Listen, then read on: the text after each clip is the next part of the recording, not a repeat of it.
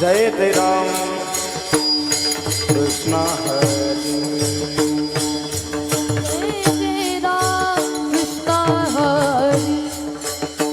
हरि जय जय राम कृष्ण हरि जय जय राम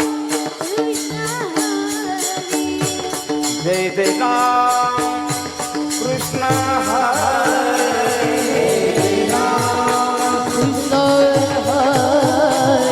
जय जय राम कृष्ण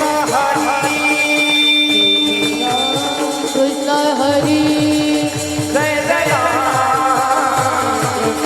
हरि जय जय राम हरि जय जय राम जय जय राम कृष्ण हरि हरि जय जय राम जय जय राम कृष्ण जय जय राम जय जय राम कृष्ण हरि जय जय राम हरि जय जय राम जय जय राम जय जय राम कृष्ण जय जय राम जय जय राम जय जय राम जय जय राम कृष्ण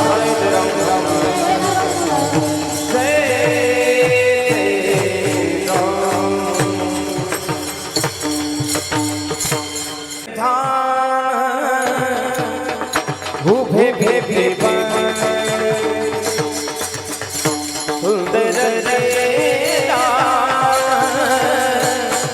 भे भे भे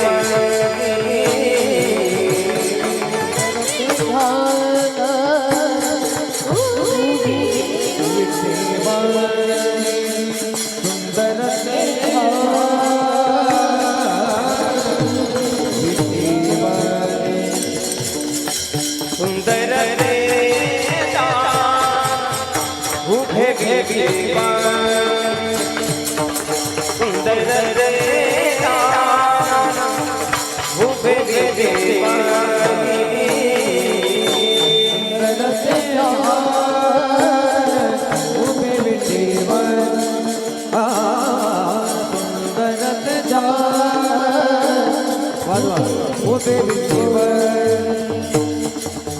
घर कथा हे घर कथा हे बोलिया तुलसी हाथ काफे बेटा तुलसी हाथ काफे बेटा तुलसी हाथ काफे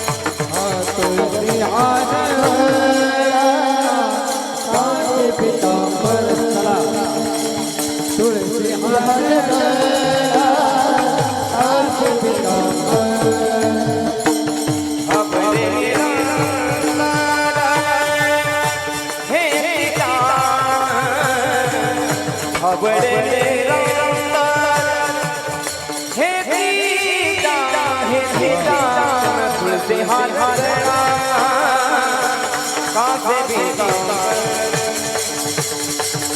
तुलसी हाथ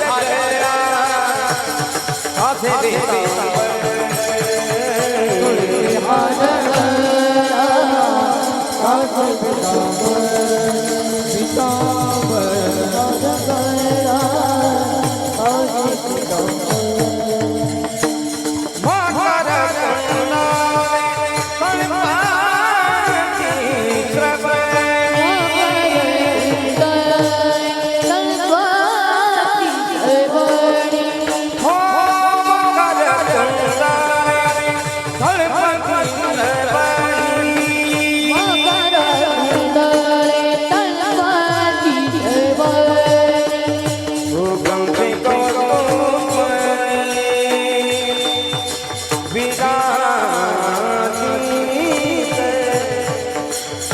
कंदे को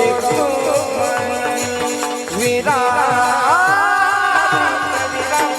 तुलसी हाथ काफे बेटा तुलसी हाथ काफे बेटा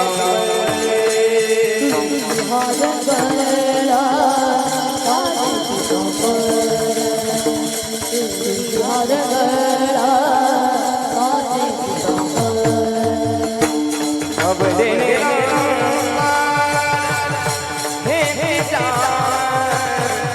अब देने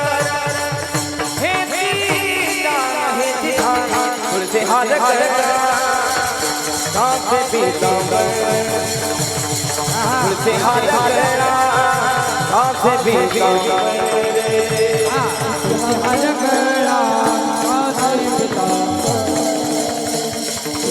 हर गला कासे पीतांबर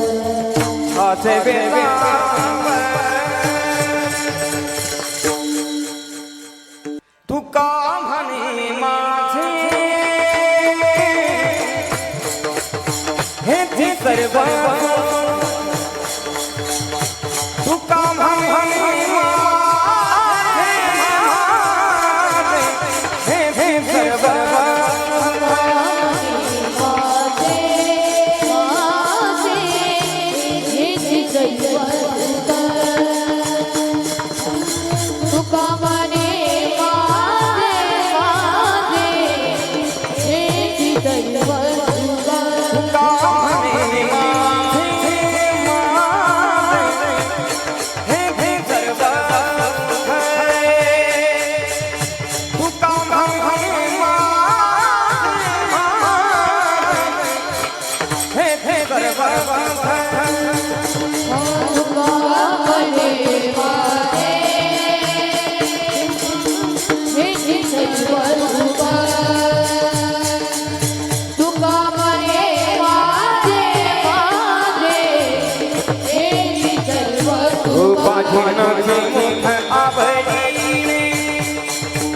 पाठीण श्रीमुख आवडीने पाठीण श्रीमुख आवडीने तुळशी हरगला कासे पीतांबर तुळशी हरगला कासे पीतांबर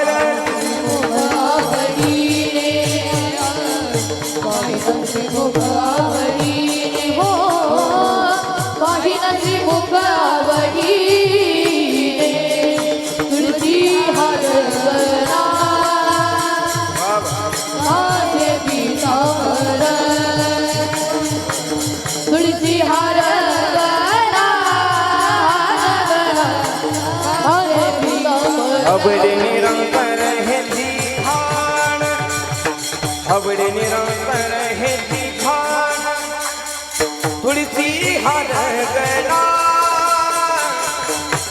कासे पीतांबर तुलसी हर गला कासे पीतांबर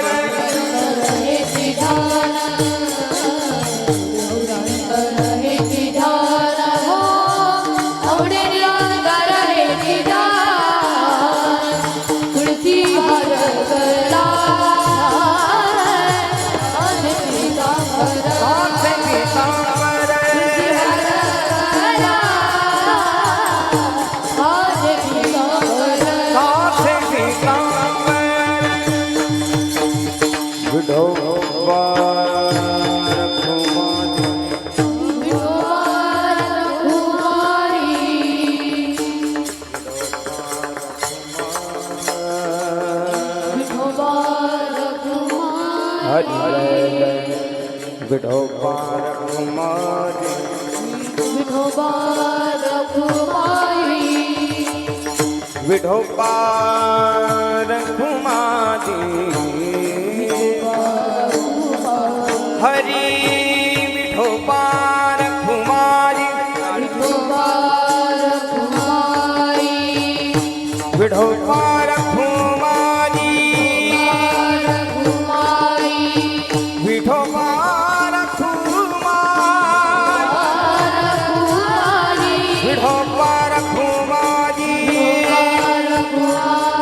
हरि विठोबा रघुमारी विठोबा रघुमारी हरि जय जय जय जय जय जय जय विठोबा रघुमारी हरि विठोबा रघुमारी विठोबा रघुमारी विठोबा जय विठोबा रघुमारी हरि जय जय विठोबा रघुमारी विठोबा रघुमारी विठोबा रखुमारी विठोबा रखुमारी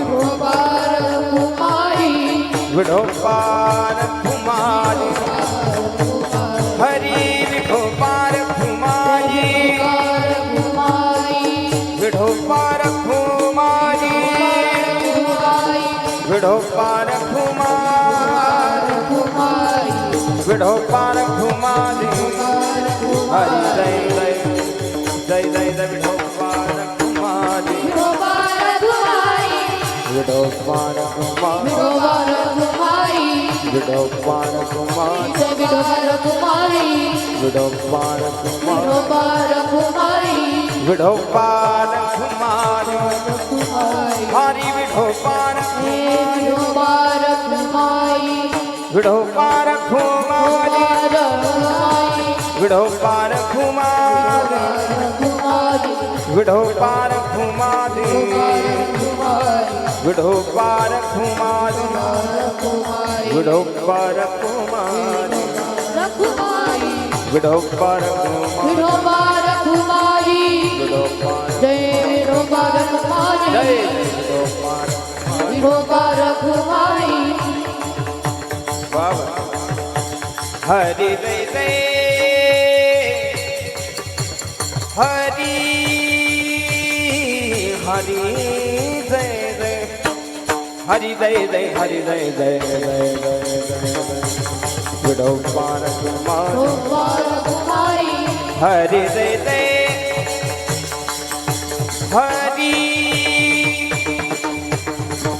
हरि जय हरि हरि जय हरि हरि जय जय जय जय विठोबा रखुमारी विठोबा रखुमारी विठोबा रखुमारी विठोबा रखुमारी विठोबा रखुमारी विठोबा रखुमारी जय जय विठोबा रखुमारी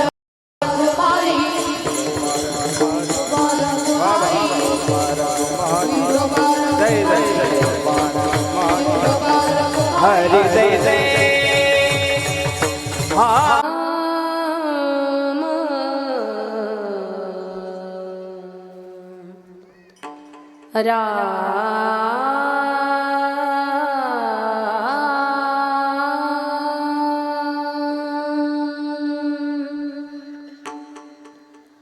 हरि जय जय राम कृष्णा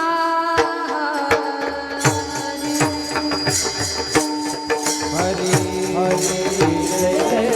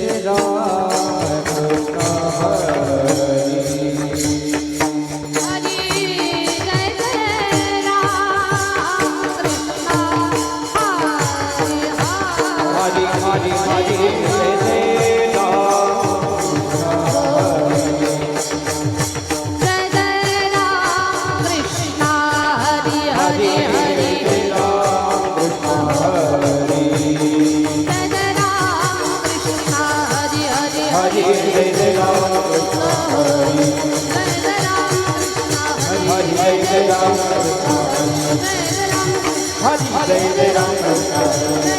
जय जय जय जय राम जय जय राम जय जय राम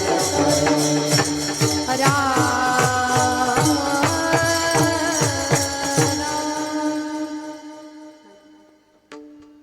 रूप पाहता लोचनी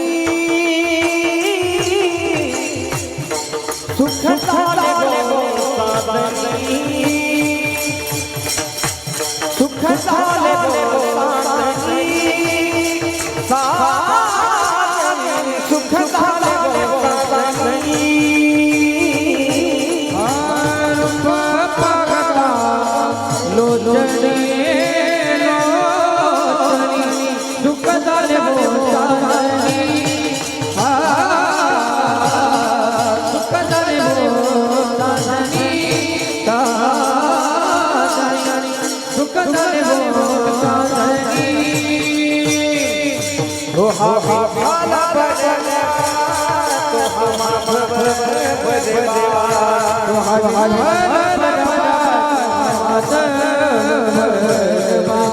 विठ्ठल बदला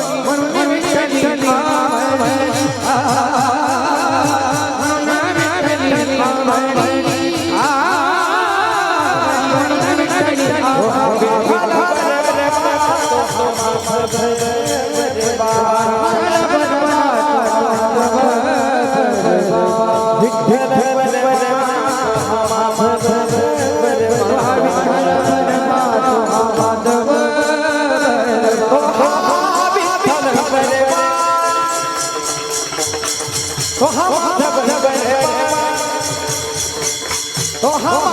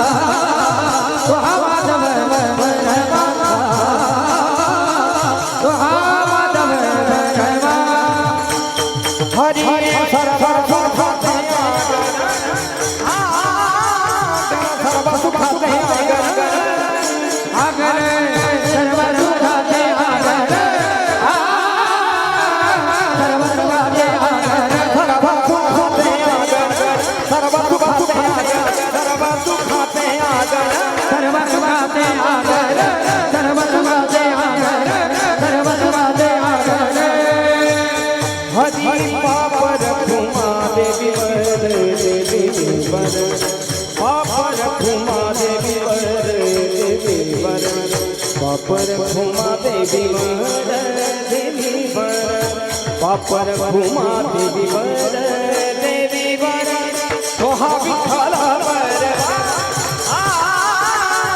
तोहा विठ्ठला वर हे पापर घुमा देवी वर देवी वर पापर घुमा देवी वर देवी वर पापर घुमा देवी वर पापर घुमा देवी वर देवी वर तोहा विठ्ठल वर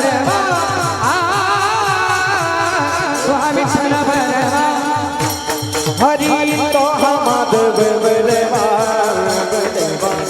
तोहा माधव बलवा तोहा माधव बलवा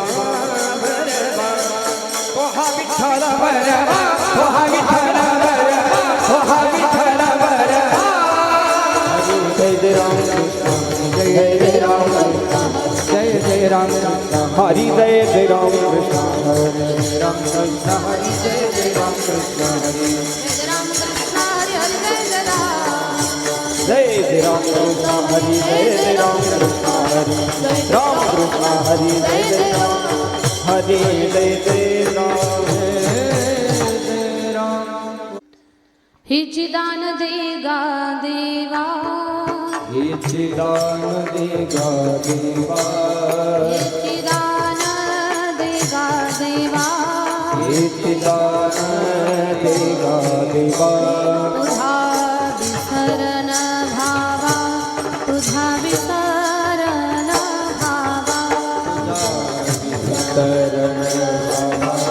तुझा विसरण भावा तुझा विसरण भावा तुझा विसरण भावा गुण गाईन आवडी गुण गायीन आवडी गुण गाईन आवडी गुण गायीन हेची माझी सर्व जोडी हेची माझी सर्व जोडी हेचे माझी सर्व जोडी हेचे माझी सर्व जोडी हेचे माझी सर्व जोडी हेचे माझी सर्व जोडी नलगे मुक्ती आणि संपदा नलगे मुक्ती आणि संपदा नलगे मुक्ती आणि संपदा नलगे मुक्ती आणि संपदा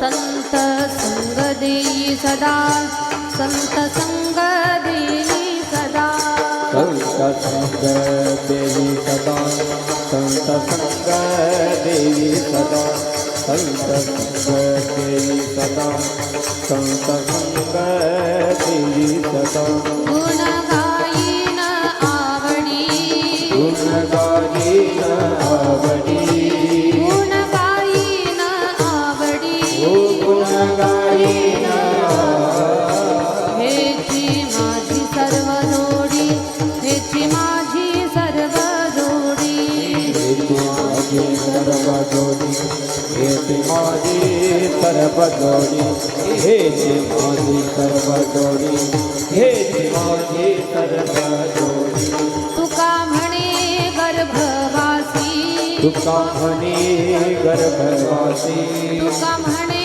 गर्भवासी तुका म्हणे गर्भवासी सुखे घालावे आम्हासी सुखे घालावे आम्हासी सुखे घालावे आम्हासी सुखे घालावे आम्हासी सुखे घालावे आम्हासी सुखे घालावे आम्हासी गुण गाईन आवडी गुण गाईन आवडी गुण गाईन आवडी गुण गाईन आवडी हेची माझी सर्व जोडी हेची माझी सर्व जोडी हेची माझी सर्व जोडी हेची माझी सर्व जोडी हेची माझी सर्व जोडी हेची माझी सर्व जोडी विठोबा रखुमाई विठोबा रखुमाई विठोबा रखुमाई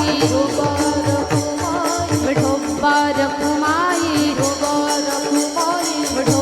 रखुमाई विठोबा जय रखुमाई जय विठोबा रखुमाई विठोबा रखुमाई विठोबा रखुमाई विठोबा रखुमाई जय जय विठोबा रखुमाई रखुमाई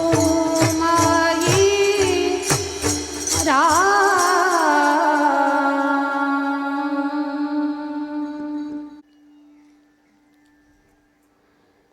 हिची दान देगा देवा तुझा विसरण भावा गुण गाईन आवडी हिची माझी सर्व जोडी न लगे मुक्ती आणि संपदा संत संग देई सदा गुण गाईन आवडी हेची माझी सर्व जोडी तुका म्हणे गर्भवासी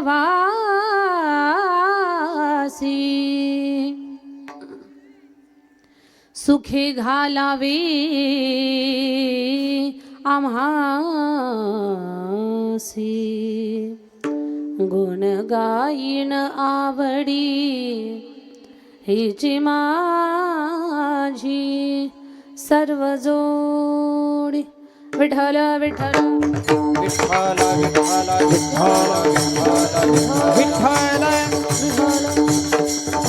विठ्ठल विठ्ठल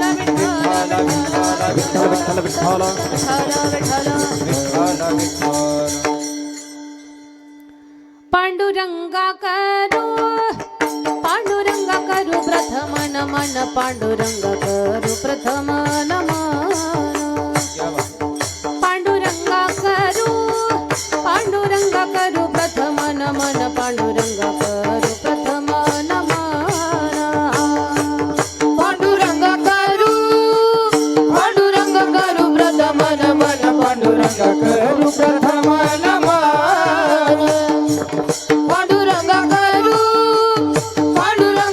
प्रथम नमन पांडुरंगा करू प्रथम नमन दुसरे चरण संतांची या दुसरे चरण संतांची या त्यांच्या कृपादाने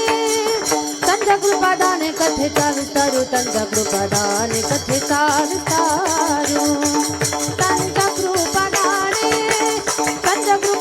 कथेचा विस्तारू त्यांच्या कृपादाने कथेचा विस्तारू त्यांच्या कृपादाने कथेचा विस्तारू त्यांच्या कृपादाने कथेचा विस्तारू त्यांच्या कृपादाने कथेचा विस्तारू त्यांच्या कृपादाने कथेचा विस्तारू पांडुरंगा करू प्रथम नमन दुसरे चरण संताची या त्यांच्या कृपादाने कथेचा विस्तारू बाबाजी सद्गुरु पांडुरंगा करू प्रथम नमन दुसरे चरण संताची या त्यांच्या कृपादाने कथेचा विस्तारू बाबाजी सद्गुरु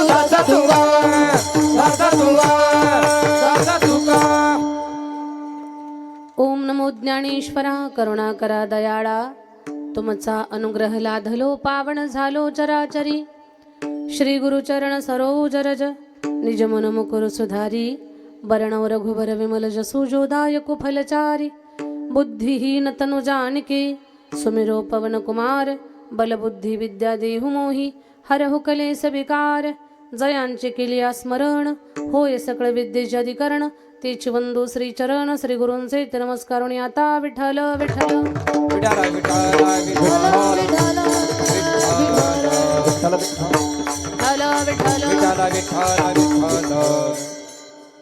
हे चिदान देगा देवा तुझा विसरण भावा गुण गायीन आवडी हिची माझी सर्व जोडी प्रस्तुत कीर्तन रूपी सेवेसाठी निवडलेला अभंग महान भगवत भक्त श्रीमंत संत वैराग्याची महामूर्ती वैराग्याचं ज्वलंत प्रतीक असणारे सदेह वैकुंठाला जाणारे पाचव्या वेदाचे निर्माते विश्ववंद्य जगद्गुरु तुकोबारायांचा चारचरणाचा सर्वांच्या परिचयाचा वारकऱ्यांच्या नित्य पाठातला हा अभंग सेवेसाठी निवडलेला आहे. आपल्याकडे राऊतमळा घोलेवाडी या परिसरामध्ये मागच्या 8 वर्षापासून श्री क्षेत्र ओंकारेश्वर कंसात शिखर शिंगणापूर या पवित्र स्थळी भगवान महादेवाच्या या मंदिर परिसरामध्ये महाशिवरात्रीच्या निमित्तानं अखंड हरिनाम सप्ताह संयोजन आपण सगळी लोक करता, आपण सगळी मंडळी करता. आणि या कार्यक्रमामध्ये व्यासपीठ सुपेकर ताई यांच्याकडे आहे. शिवलीला अमृताचं पारायण आहे इकडे आणि हा 4 दिवसाचा कार्यक्रम आहे, 3.5 दिवसाचा म्हटलं तर काही हरकत नाही. आणि हा भव्य स्वरूपातील सोहळा, याच्यामध्ये उद्या काला आहे, अगोदरच्या दिवसाची सेवा, म्हणजे आपण मोजलं तर 3रा दिवस आहे, पण पाहिलं तर काल्याच्या अगोदरची सेवा म्हणजे ही उपांत्य सेवा माझ्याकडे आलेली आहे. आजच्या कीर्तनाचं सौजन्यदान ज्यांनी स्वीकारलं, श्रीमान दत्तू चिमन राऊत, माजी उपसरपंच, आणि ॲडव्होकेट बाळासाहेब रामचंद्र राऊत, या दोन्ही दानशूर दात्यांसाठी एकदा जोरात टाळी वाजली पाहिजे. दत्तात्रय भाऊ राऊत आणि ॲडव्होकेट बाळासाहेबजी राऊत यांच्या माध्यमातून मला इथे येण्यात आलं, पण यांच्या वतीनं आणि आपल्या सगळ्यांच्या नियोजनाच्या वतीनं ज्यांनी मला संपर्क केला, असे आमचे हरिभक्त परायण रामदादा पौळ महाराज, तर महाराजांनी मला फोनवरती संपर्क केला. आणि हे सगळं बोलत असताना अनंत महाराज पण फोनवरती बोलत होते आणि ही सेवा त्यांनी माझ्याकडे सुपूर्द केली. आमच्या रामबाबांची बऱ्याच दिवसाची इच्छा होती की या पत्रिकेत एकदा तरी माझी सेवा व्हावी. मागच्याही वर्षी, त्याच्या अगोदरच्याही वर्षी फोन येत होता, पण तारखा बसत नव्हत्या. यावेळेस योगायोग आमचा सुद्धा चांगला की ओंकारेश्वराच्या सेवेमध्ये आम्ही इथे येऊन पोहोचलो. या कीर्तनासाठी खूप चांगल्या पद्धतीने या सप्ताहाचं खूप चांगलं नियोजन केलेलं आहे. अन्नदानाची फार सुंदर व्यवस्था आहे आणि तरुण मंडळाचं नियोजन 1 नंबर आहे, 1 नंबर. या नियोजनासाठी आणि धावपळ करणाऱ्या माझ्या तरुण भावंडांसाठी खरंच एकदा जोरात टाळी झाली पाहिजे. या टाळ्या सुद्धा त्यांच्या या नियोजनासाठी कमी आहेत. एवढं सुंदर, एवढं बेस्ट, किती सुंदर लाइटिंग आहे मंदिराची, मंडपामध्ये किती प्रसन्नता आहे, किती छान फोकस बसवलेले आहेत, झेंड्यांनी सुशोभीकरण केलेलं आहे, महाराज मंडळीचं स्वागत किती सुंदर आहे, रथ किती छान आहे. रथात बसल्यावर तर असं वाटतंय की विमानातच बसलो की काय आपण, हा ना. तर खूप एवढी प्रसन्नता, एवढा उत्साह, तरुण भावंडांची पळापळ आहे, महिला मातावर्गाची लगबग आहे. म्हाताऱ्या माणसांचं देखील या कार्यक्रमामध्ये जणू भरतं यावं असं सुंदर सगळ्यांचं इथे समीकरण साधलं गेलेलं आहे. खूप सुंदर व्यासपीठ आहे, सगळ्या गोष्टी आखीव रेखीव, जणू काही खूप दिवसाचा अनुभव या मंडपात सोबत आला की काय असं वाटतंय. आणि खरंच 8 वर्षाचा अनुभव, पण मी म्हणेल याही पेक्षा जास्तीचा अनुभव या मंडपाच्या व्यवस्थेवरनं लक्षात येतो. आणि आमच्या रामदादांचे हे गोड विद्यार्थी आहेत, त्या लेकरांचं किती कौतुक करावं. सगळ्यात पहिले ते किती स्वच्छ, किती टापटीप, किती सुंदर आहेत, किती व्यवस्थित आहेत. आणि त्यांची पूर्ण देखभाल, त्यांची व्यवस्था, शाळेचा अभ्यास, त्यांच्या राहण्याची व्यवस्था, महाराष्ट्रामध्ये 1 नंबरला वारकरी शिक्षण संस्था आणि तिथे मुलांची व्यवस्था आमचे रामदादा पौळ यांची आहे महाराष्ट्रात. आणि महाराष्ट्रातले सगळे मोठे वक्ते, नामांकित कीर्तनकार मंडळी, अगदी एक आपलेपणाचं, मैत्रीचं, स्नेहाचं खूप जवळचं नातं राम महाराजांनी जोडून ठेवलेलं आहे. आणि तुम्ही माझ्यावर माया करा असं म्हणायच्या अगोदर सगळेच त्यांच्यावरती माया करतात, सगळ्यांशी त्यांचा स्नेह जोडलेला आहे. मितभाषी आहेत, मनानं निर्मळ आहेत, आणि विशेष म्हणजे आमच्या गावचे जावई आहेत. आमची ताई पण बसलेली, प्रियंका ताई. आज या भागात खूप वेळा मी कीर्तनाला आले, पण प्रियंका ताई आज पहिल्यांदाच कीर्तनामध्ये आलेल्या आहेत. नाहीतर रामदादांची आणि त्यांच्या विद्यार्थ्यांची खूप सारे वेळा या प्रभागात आल्यानंतर, या भागात आल्यानंतर भेट होते. पण आज राम महाराजांच्या सौभाग्यवती प्रियंका ताई आज कीर्तनासाठी आहेत. आणखी सर्व परिचित अपरिचित मंडळी समोर बसलेल्या ताई, कराड ताई का, कराड का, हां, हरिभक्त परायण कराड ताई. आणि हे विद्यार्थी, वा वा. अनिता ताईंचा माझा फोन झाला होता, पण मलाच यायला लेट झाला, मग त्यांच्याकडे मला जाता नाही आलं. पण त्यांच्या गुणी विद्यार्थिनींची मला इथे भेट झाली. ताईंना माझा रामकृष्ण हरी सांगा. हां, सगळ्या लेकरांचं कौतुक आहे. आमच्या रामदादांचे सगळे विद्यार्थी, उभे असलेले, खाली बसलेले, या सगळ्या लेकरांचं कौतुक. आदरणीय रामदादांनाही माझं वंदन आहे. रामदादांचे विद्यार्थी किती सुंदर वाजवत आहेत. मृदंगाचार्य हरिभक्त परायण माऊली महाराज का, माऊली दादा किती वाजवता, किती सुंदर वाजवता. खरं तर तुमचं वाजवणं पाहून गुरुची सुद्धा छाती गर्वानं फुगते. याच्यापेक्षा गुरुला मोठा आनंद कोणता आहे. हा सगळ्यात मोठा आनंद आहे की आपले लेकर तयार झाले पाहिजे, बरोबर ना, आपलेच विद्यार्थी आहेत. नाही तर हे याच्यापेक्षा मोठं गिफ्ट, मोठा गुरुसाठी एक काय म्हणतात ना की भेटवस्तू, विद्यार्थी तयार होणं. आणि बस ज्या गुरुकडून आपण ज्ञान घेतलं, ज्यांच्या हाताने आपण विद्या घेतली, ज्यांच्या हाताचे आपण 4 घास अन्नाचे खाल्ले, ज्यांच्या छत्राखाली वाढलो आपण, मग 2 वर्ष असेल, कोणी 4 वर्ष असेल, कोणी 6 वर्ष असेल, कोणी 10 वर्ष असेल, फक्त खूप मोठे व्हा, खूप मोठे व्हा, फक्त या गोष्टीची जाणीव ठेवा. बरं, बऱ्याच वेळेला माणसं खूप खूप अगदी आभाळाला गवसणी घालतात, पण ज्यांनी आपण तिथपर्यंत जावं याच्यासाठी आपल्याकरता प्रयत्न केलेले असतात ना, कुठेतरी तिकडे दुर्लक्ष होतं. पण राम महाराजांचं प्रारब्ध तसं नाही आहे. राम महाराजांचं प्रारब्ध असं आहे, विद्यार्थी जेवढ्या उंचीवर, विद्यार्थ्यांची भावना अशी, आमचे गुरु आमच्यापेक्षा जास्त उंचीवर. आणि अगदी रामदादांचं वैभव सगळं तसं आहे. सगळे विद्यार्थी गुणी आहेत, गुरुबद्दल श्रद्धा जोपासणारे आहेत, श्रद्धा ठेवणारे आहेत. माऊली महाराजांचं वाजवणं 1 नंबर आहे. अगदी तसंच अप्रतिम जबरदस्त ज्यांचं वाजवणं आहे, हरिभक्तपरायण राहुल महाराज.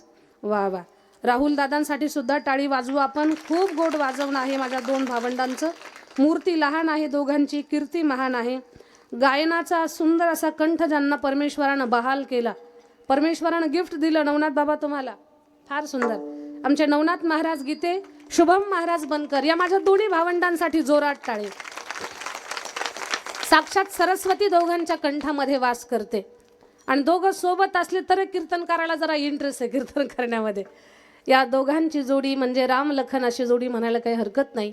फार सुंदर गातात आणि सरळ स्वभावाचे आहेत, निष्पाप निरागस मन आहे, कीर्तनाला सुंदर साथ देतात. बऱ्याच वेळेला या अगोदर त्यांची साथ आम्हाला प्राप्त झाली, आम्हाला आनंद वाटतो. आजही त्यांच्या आईच्या श्राद्धानिमित्तानं त्यांना चकलंब्यात येणं झालं होतं. आणि मग साखरेबाबांचं कीर्तन होतं. मी आग्रह केला सगळ्यांना की मठावरती चला. रामदादा, रोहिदास बाबा, आपण सगळेजण आलात आणि रोहिदास महाराजांचं चकलंब्याला मठावरती येणं झालं. त्याच्यानंतर आज मला इथे आपली भेट झाली, या गोष्टीचा मनस्वी आनंद आहे. बाकी सर्व या नियोजनात आयोजनामध्ये असणारी सगळी मंडळी, रोहिदास महाराज बर्गे, मच्छिंद्रदादा राऊत आहेत, त्यांचं खूप चांगलं योगदान या कार्यक्रमामध्ये, महाराज मंडळीचा स्नेह सांभाळण्यामध्ये आहे. संदीप महाराज लांडगे आहेत, रामनाथजी महाराज राऊत आहेत, भाऊसाहेबजी पानसरे आहेत आणि सर्व तरुण मंडळ,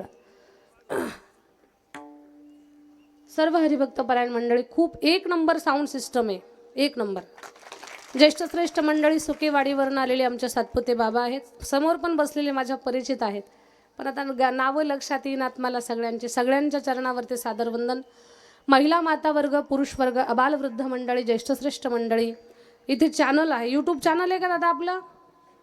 काय नाव आहे चॅनलचं? श्री विठ्ठला या यूट्यूब चॅनलवरती हा कार्यक्रम पाहायला मिळेल. आणि कैवल्य साम्राज्य याही चॅनलवरती हा कार्यक्रम पाहायला मिळेल. या गोड वातावरणामध्ये वेळ न घालवता आपण चिंतनाला सुरुवात करू. विठ्ठल विठ्ठल विठ्ठल विठ्ठल विठ्ठल विठ्ठल विठ्ठल. सगळ्या तरुण भावंडांचं पुन्हा पुन्हा कौतुक करावं वाटतं. किती खूप सुंदर, खूप चांगल्या पद्धतीने या कार्यक्रमाची आपण आखणी करता. यावर्षी ओंकारेश्वराच्या कृपा आशीर्वादानं भगवान महादेवाच्या दरबारात आम्हाला येण्याचा योग प्राप्त झाला. इथे बरीच सारी मंडळी माझ्या परिचित आहे. सगळ्यांच्या चरणावरती सादर वंदन, सगळ्यांचं या कार्यक्रमाच्या आयोजकाच्या वतीनं स्वागत. आता लक्ष देऊन ऐका सगळ्यांनी, अभंगाचा अर्थ सांगते. अभंगाचा अर्थ सांगून शिवरात्री नंतरच्या पर्व काळात म्हणजे शिवरात्रीपासूनच आपण धरू ना, तर असा हा कार्यक्रम. पण या कार्यक्रमात 2 सुवर्ण योग आलेले आहेत. एक शिवरात्री आहे आणि उद्या शिवजयंती आहे. तर असा हा खूप योगायोग या कार्यक्रमामध्ये साधलेला आहे. दर 2-3 वर्षांना असा योग येतो. शिवरात्री आणि शिवजयंती बऱ्यापैकी जवळपास येतात.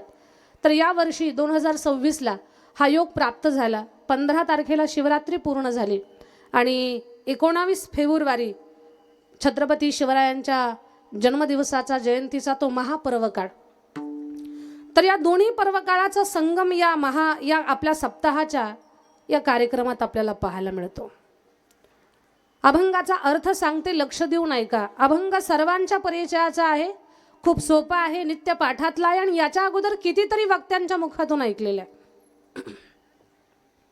जगद्गुरु तुकोबाराय देवाला म्हणतात, देवा ही दान देगा देवा, तुझा विसरण व्हावा देवा, तुझं विस्मरण मला नाही झालं पाहिजे, हे मला तुझ्याकडनं हवंय.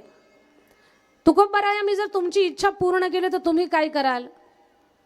गुण गायीन आवडी हीची माझी सर्व जोडी, भगवान मी तुमचं भजन गाईल, तुमच्या चरित्राचे पोवाडे गाईल, आणि तीच माझी आवड आहे.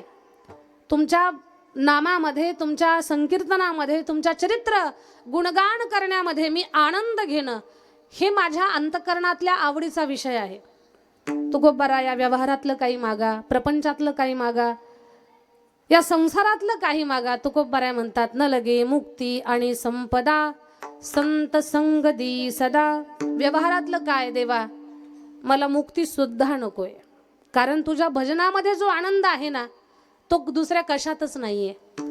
भजन करायला जर मला मिळत असेल आणि त्याच्यासाठी मला वारंवार जर जन्म घ्यावा लागत असेल ना भगवान, तर मी जन्माचं दुःख, गर्भवासाचं दुःख सोसायला तयार आहे. तुका म्हणे गर्भवाशी सुखी घालावे आम्हासी, असा या अभंगाचा सरळ अर्थ आहे. याच्यावरती आपण विस्तार करणार आहोत. विठ्ठल विठ्ठल विठ्ठल विठ्ठल विठ्ठल विठ्ठल. अभंगात प्रवेश करणारच आहे, पण कान देऊ नाही का. शिवरात्रीच्या महापर्व काळावरती हा सप्ताह मागच्या 8 वर्षापासून प्रवास करतोय. भगवान महादेवाची कृपा आपल्यावरती व्हावी याच्यासाठी आपल्या सगळ्यांचा अट्टहास आहे. महादेवाची सेवा आपल्याकडनं घडावी हा आपल्या अंतकरणातला पवित्र भाव आहे. पण सांगू तुम्हाला, सगळ्या देवामध्ये देव अतिशय भोळा देव म्हणजे महादेव आहे. महादेवाचं वर्णन सगळेच संत मंडळी करतात. शिव भोळा चक्रवर्ती, त्याची पाय माझी चित्ती. महादेव अतिशय भोळं दैवत आहे. महादेव असा देव आहे, भक्ताकडनं कमी सेवा घेतात आणि जास्तीचं फळ देतात. आणि महादेव इहलोक परलोक सगळ्या प्रकारचं सुख जीवाला प्रदान करतात. आपण महादेवाची सेवा चालू केली, लक्षात घ्या, महादेवाची सेवा सुद्धा कठीण नाही. हा देव जेवढा विद्वानांचा आहे ना, तेवढाच हा देव भोळ्या भाबड्यांचा सुद्धा आहे. साध्या भोळ्या भाबड्या भक्तांना सुद्धा लोटाभर पाण्यानं प्रसन्न होणारा आणि भरभरून आशीर्वाद देणारा 33 करोड देवामध्ये एकमेव देव म्हणजे महादेव आहे. बाकीच्या देवांना खूप काही लागतं, पण महादेवाला लोटाभर पाणीने एका बेलाच्या पानापलीकडे दुसरं काहीही लागत नाही. हा, दिलं तर तो काही नाही पण म्हणत नाही, पण नाही दिलं तर नाराज सुद्धा होत नाही. असा हा देव आहे. एक पसा पाणी एक बिल्वदळ, पूजन केवळ सोपे बहु, पूजन केवळ सोपे बहु. एक बिल्वदळ, पूजन केवळ सोपे बहु, पूजन केवळ सोपे बहु. एक पसा पाणी एक बिल्वदळ, पूजन केवळ सोपे बहु. एक पसा पाणी एक बिल्वदळ, पूजन केवळ सोपे बहु, पूजन केवळ सोपे बहु. एक पसा पाणी एक बिल्वदळ, पूजन केवळ सोपे बहु, पूजन केवळ सोपे बहु. एक पसा पाणी एक बिल्वदळ, पूजन केवळ सोपे बहु. एक पसा पाणी एक बिल्वदळ, पूजन केवळ सोपे बहु. राम. महादेव लोटाभर पाण्यानं एका बेलाच्या पानानं प्रसन्न होतात. महादेवाला जर रोज एक तांब्याभर पाणी घातलं तर आपले 3 फायदे होतात. आपल्या पत्रिकेतला सगळ्यात पहिले पितृदोष कमी होतो, दुसरा कालसर्पदोष कमी होतो आणि वास्तुदोष कमी होतो. महादेवाच्या पूजनानं पितृदोष, कालसर्पदोष, वास्तुदोष हे भयानक दोष कमी होतात. हे दोष डोळ्यांना दिसत नाहीत, पण हे माणसाला त्रास देत असतात. दिसणारे दोष आपल्याला त्रास देतात, तर हे सुप्त दोष आपल्याला किती त्रास देत असतील विचार करा. हे दोष फार भयानक आहे. पितृदोष, वास्तुदोष, कालसर्पदोष वाटतोय तेवढा सोपा नाही. हा दोष निवृत्त व्हावा याच्यासाठी नाशिकला जावं, नारायण नागबली करावी, नाना प्रयोग करावेत, नाना प्रयत्न करावेत, खूप काही करावं. पाहिजे तो इफेक्ट मिळत नाही, पाहिजे तो परिणाम आपल्याला प्राप्त होत नाही. अशा वेळेला गोंधळून जायचं काही कारण नाही. पूर्ण श्रद्धा अंतकरणामध्ये ठेवा. महादेव विश्वासाचं रूप आहे. त्या शंभू महादेवाबद्दलचा विश्वास ठेवा. माता पार्वतीसारखी श्रद्धा अंतकरणात जागी करा आणि भगवान महादेवाला रोज लोटाभर पाणी घाला. महादेवाच्या कृपा आशीर्वादानं आपला पितृदोष कमी होईल. पाणी घालण्याचा फायदा.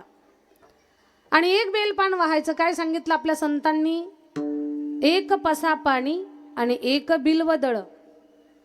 एक बेलाचं पान वाहायचं म्हणजे याचा अर्थ एकच वहा असं नाही. संतांना सांगायचं खूप जास्तीचे वहा, पण जास्तीचे नाही जमले तर एक तरी वहा, असा त्यांचा सांगण्याचा आग्रह आहे. एक तरी वहा. बरं, एक बेलाचं पान वाहण्याचा किती मोठा फायदा याचा अभ्यास आपल्याला माहिती आहे, पण आपण अभ्यास करत नाही याचा. शास्त्रानं सांगितलंय महादेवाला एक बेलाचं पान जर वाहिलं तर त्याचा फायदा किती मोठा. त्रिदलम त्रिगुणाकारम त्रिदेवम त्रियायुधम त्रिजन्म पाप संहारम बिल्वपत्रम शिवार्पणम. महादेवाला एक बेलाचं पान वाहिलं तर किती जन्माचे दोष संपतात. त्रिजन्म पाप संहारम. 3 जन्माची पाप आपण जे काही सोबत घेऊन आलोत ना, पाप पुण्याचे गाठोडे किती आणलेत कुणालाच काही माहिती नाही, पण जे काही आणले असतील ते, तर त्या गाठोड्यातले 3 जन्माचे पाप वजा होतात लगेच. कशानं? झोपल्या का काय? कशानं? एक बेलाचं पान वाहिलं तर. एक बेलाचं पान वाहिलं तर 3 जन्माचे पाप नष्ट होतात. माझ्या भोळ्या भाबड्या ताईंनो, तुम्ही जर चुकून 2 बेलाची पानं वाहिली तर किती जन्माची पाप संपली. 10 बेलाची पानं वाहिली तर 10 बेलाची पानं वाहिली तुम्ही महादेवाला तर किती जन्माची पाप संपतील. 30. 100 वाहिली तर करा ना गणित. 100 बेलाची पानं वाहिली तर किती जन्माचं पाप संपेल. 300. बापरे. 1000 बेलाची पानं वाहिली तर 3000. किती फायदा आहे, पण कधी आपण विचारच नाही केला याच्यावर. पाप लक्षात घ्या. आपल्या जीवनामध्ये जी सुखदुःख येत आहेत ना, ही आपल्या पापाची, चांगल्या वाईट कर्माची फळं आपण भोगतोय. मग ही फळं भोगत असताना आपण त्रस्त होतो, त्रासून जातो. पण आपलं शास्त्र आपल्याला एवढं सुंदर सांगतंय, बाबांनो तुम्हाला जमतंय त्या ट्रीटमेंट घेत घेत तुम्ही हा एक उपाय करा. जेवढी दवा महत्वाची आहे तेवढी दुवा सुद्धा महत्वाची असते. औषधासोबत पथ्य जसं म्हणतो आपण, अगदी तसं तुम्हाला जे जमतंय ते सगळं करा. पण ते सगळं करत असताना पाप वजा व्हावं याच्यासाठी प्रयत्न करा. पाप जसं जसं कमी होईल ना, तसा तसा तुमच्या जीवनातल्या अडचणी कमी होतील. सुचत नाही ताई आम्ही कसं पाप कमी करावं. सोपं सांगितलंय ना. एक बेलाचं पान वाहिलं की 3 जन्माची पाप संपली.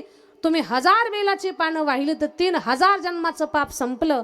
तुम्ही 1,00,000 बेलाचे पानं महादेवाला वाहिली, 3,00,000 जन्माचं पाप संपलं. ताई नेमका मी पानं किती वाहायची, किती गाठोडे घेऊन आलात हे काही मलाही माहित नाही, तुमचं पण मला माहित नाही. पण संतांनी सांगितलेलं एक माहिती आहे की आपण जेवढा चक्कर खाल्लाय ना, कितीचा चक्कर खाल्ला आपण, 184चा. 30 लक्ष योनी वृक्षामध्ये घ्याव्या, जळचरी भोगाव्या 9 लक्ष, 11 लक्ष योनी किड्यामध्ये घ्याव्या, 10 लक्ष भोगाव्या पक्षामध्ये, 20 लक्ष योनी पशुची घरी, मानवा भीतरी 4 लक्ष. असा हा 184चा फेरा फिरलो आपण. कधी गांधीन माशी झालो तर चावलं कुणाला. गांधीन माशी होऊन जर आपण चावलो असेल तर कुणी काय सत्कार थोडाच केला आपला. आणि त्यांना काय खूप वा किती छान वाटतं असं थोडंच कोणी बोललेलं आहे. त्यांचा जीव तळतळला आहे, म्हणजे तिथेही आपल्या पाठी पाप लागलेलं आहे. असं किती फिरलो आपण. आणि मग त्या फिरत्या यात्रेमध्ये किती किती काय काय पापाचं गाठोडं सोबत आणलंय. पण संपवण्याचा मार्ग सोपा आहे. एक पान वाहा, 3 न वजा होत चालतंय. एवढी महादेवाची भक्ती सोपी आहे. मग फायद्याचं आहे की नाहीये. वाहताल का बेलाची पानं? आ नका वा तुम्ही लाखानं, पण नित्यानं एक तरी वाहण्याचा प्रयत्न करा. कोणी म्हणाल ताई रोजच बेलाचं पान शोधायला कुठं जावं? बेलाचं पान हे कधीच जुनं होत नसतं, ते कधी शिळं होत नसतं. बेलाच्या पानाला वाहिलेलंच पान आपल्याला आता दुसऱ्या दिवशी बेलपान उपलब्ध होत नाही, तेच उचलून घ्या, त्याला पाण्यामध्ये भिजवा, पाण्याचा स्पर्श झाला की ते नवीन होतं, मग ते तुम्ही वाहा. नवीन बेलपान वाहण्याचं पुण्य तुम्हाला मिळेल. किती फायद्याच्या गोष्टी आहेत त्या सगळ्या, किती फायद्याच्या आहेत. म्हणून हा मार्ग ज्यांना उपलब्ध होत नाही त्यांच्यासाठी आहे. पण दारात भलं मोठं झाड आणि त्याला पानाचा खच भरलेला, तरी बाई उठतच नाही, पान तोडतच नाही. कशाला उठल? 173 किलो, तिलाच तिचं वजन पेलं ना, पानं तोडायला कधी जाईल? पण तुम्हाला जरी पान तोडणं होत नसेल, दारात बेलाचं झाड आहे तर तुम्ही घ्या ना मागून दुसऱ्याकडनं, तोडून दे मला. एक छोटासा प्रयत्न करा, त्या प्रयत्नाला तुम्हाला यश प्राप्त होईल. विठ्ठल विठ्ठल विठ्ठल विठ्ठल विठ्ठल विठ्ठल विठ्ठल विठ्ठल विठ्ठल. शिवरात्रीच्या महापर्व काळावरती हा भव्य सोहळा असल्या कारणानं सोप्या आणि फायद्याच्या गोष्टी मी तुमच्यापर्यंत पोहोच कराव्यात या उद्देशानं ही एक सुंदर गोष्ट तुमच्यापर्यंत मी पोहोच केली. आता हे सांगत मला जगद्गुरु तुकोबारायांच्या अभंगाकडे वळायचं आहे.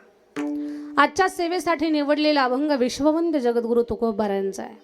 तुकाराम महाराज साधारण संत नाही आहेत. महाराजांची महती महान आहे. किती महान आहे? गगनापेक्षाही महान आहे. अनुरीनु या तो कडा तो का आकाशाये वडा, तो का आकाशाये वडा, तो का आकाशाये वडा. अनुरीनु या तो कडा तो का आकाशाये वडा, आकाशाये वडा, आकाशाये वडा.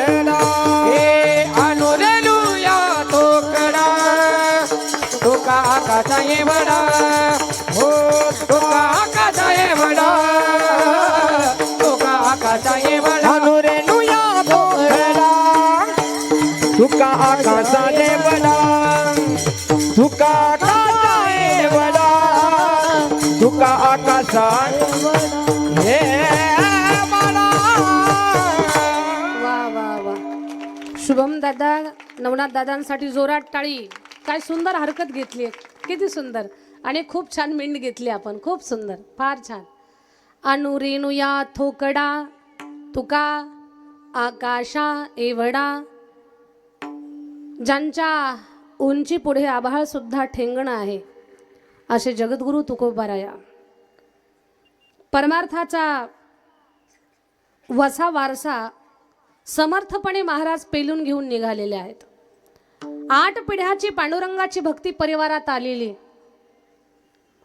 गळ्यामध्ये माळ, मुखामध्ये अखंड भगवान परमात्माचं नाम आणि पंढरीच्या वारीचं व्रत.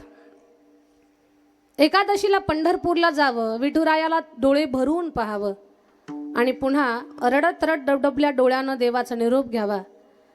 चंद्रभागेला वंदन करावं, पंढरपुराच्या मातीमध्ये माथा टेकवावा आणि भरलेल्या अंतःकरणानं पुन्हा देहू गावाकडे निघावं. पण 8 पिढ्यापासून त्यांच्या परिवाराची अखंड खंड न होता अविरत चाललेली वारी. त्या वारीचं, त्या रिवाजाचं, त्या भक्तीचं पांडुरंग परमात्माच्या डोक्यावर फार वजन झालं, ओझं झालं. बरं, जगद्गुरु तुकोबाराया एकटेच पंढरीला जातात असं नाही, त्यांच्यासोबत अनेक लोकांनी चालावं. महाराजांचा आग्रहच, चला हो पंढरी जाऊ, चला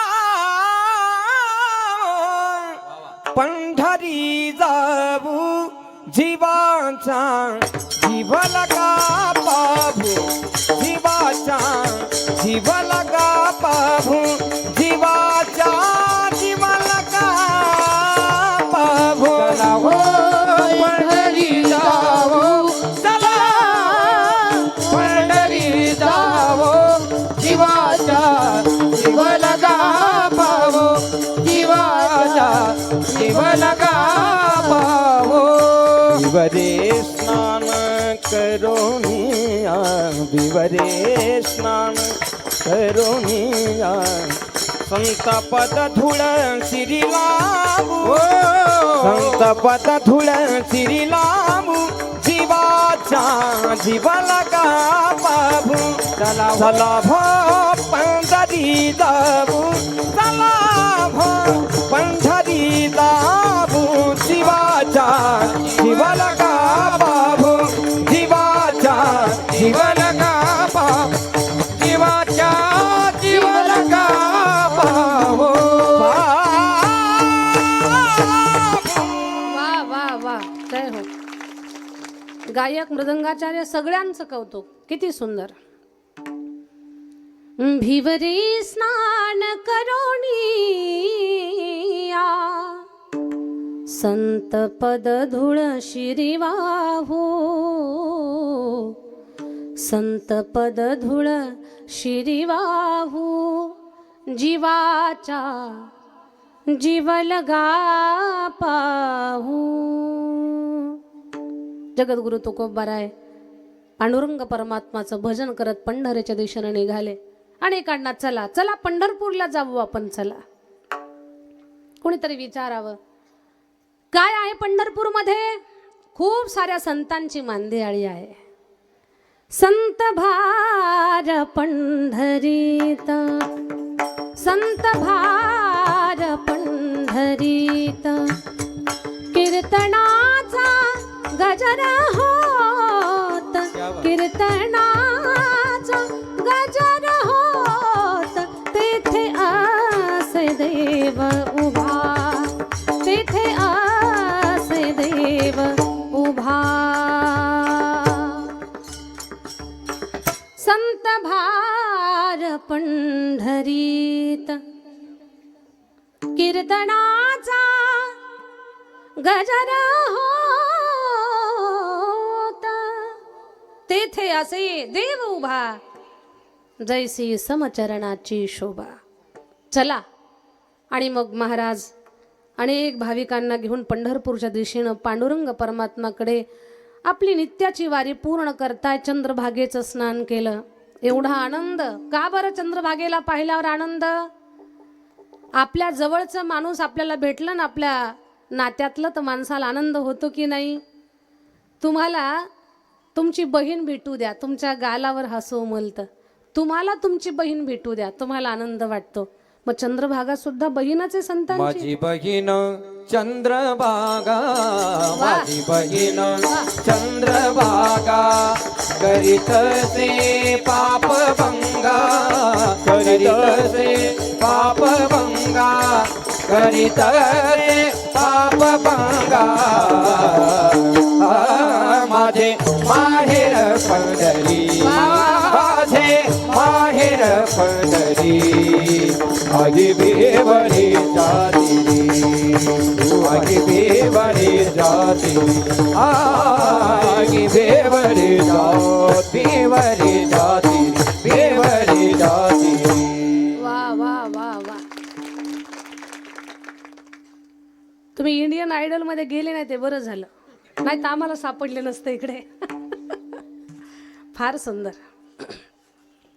माझी बहीण चंद्रभागा करीतसे पापभंगा. चंद्रभागेचं स्नान केलं, दर्शन घेतलं, पुंडलिक राजाची भेट घेतली आणि मग घाट चढून तुकोबाराया रावळाकडे निघाले. गाभाऱ्यामध्ये प्रवेश केला जगद्गुरु तुकोबारायांनी. आणि गाभाऱ्यात प्रवेश केल्यानंतर आज महाराजांना वेगळंच चित्र दिसतंय. ज्या विठुरायाला पाहण्यासाठी आपण उंच उड्या मारतो, वय किती असलं तरी विसरतो, पण देव दिसा म्हणून आपण उड्या मारतो. आणि त्यात प्रमाणापेक्षा आपली कमी उंची असावी, मग आपण वयाचा विचार करत नाही, टून टून उड्या मारत राहतो. लहान लेकरांची उंची कमी असते, मग तरुण लोक त्यांना खांद्यावर घेतात. पहा विठुराया, त्या देवाला पाहण्यासाठी सगळ्यांची घाई गडबड चाललेली असते. प्रत्येकाचा प्रयत्न असतो जगद्गुरु तुकोबाराय देवाला दुरून न्याहाळताय. आज देवाचा चेहरा सुकलेला आहे. तुकोबारांच्या मनात प्रश्न निर्माण झाले, का बरं देवाचा चेहरा आज उतरलेला आहे? देव नाराज आहे का? तब्येत खराब झाली का? रुक्मिणी आई साहेबांचं आणि आपल्या देवाचं काही भांडण वगैरे झालं की काय? काहींच्या मनात प्रश्न येईल, दीदी रुक्मिणी आई साहेबांचं आणि देवाचं कुठं भांडण आहे का? तुम्ही तुमच्या घरात भांडणं करत नाही का? तुम्ही जसे भांडणं करता की नाही तसे त्यांची पण भांडणं असतात. आणि पंढरपूर हे भांडणातूनच तयार झालेलं आहे. रुक्मिणी आई साहेब रुसल्या द्वारकेमध्ये आणि आमच्या लेकीबाळी जेव्हा रुसतात तेव्हा त्या सरळ कुठे निघतात? माहेरला. बाई बाई जाते ग माहेराला, बाई बाई जाते ग माहेराला, माझ्या मुळच्या घराला, माझ्या मुळच्या घराला जाते ग माहेराला. रुसल्या तुम्ही की कुठे निघता तुम्ही?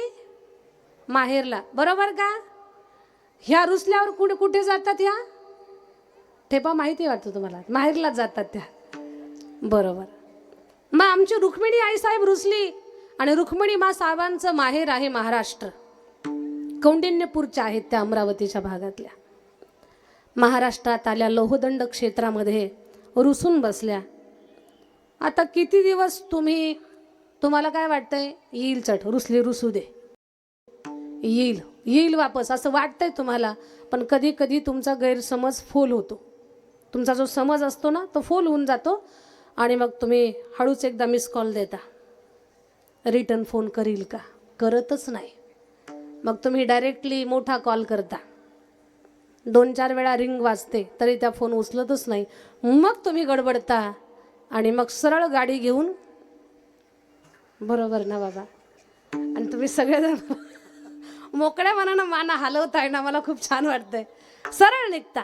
तसा आपला देव सुद्धा, रुक्मिणी आई साहेब रुसल्या, देवाला काही चैन पडे ना. आता रुक्मिणी येईल मग येईल, पण देव आईचं काही यायचंच नाही, चिन्ह दिसेना. भगवानच निघाले मग द्वारकेवरनं.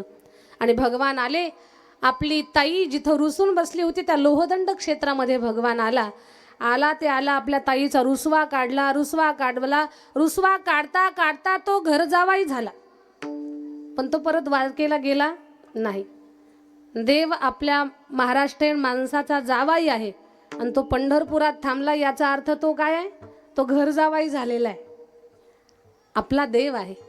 आपली लेकीमुळे, आपल्या लेकी बाळीमुळे, आपल्या बहिणी बाळामुळे भगवान परमात्मा तिथं थांबलेले आहेत.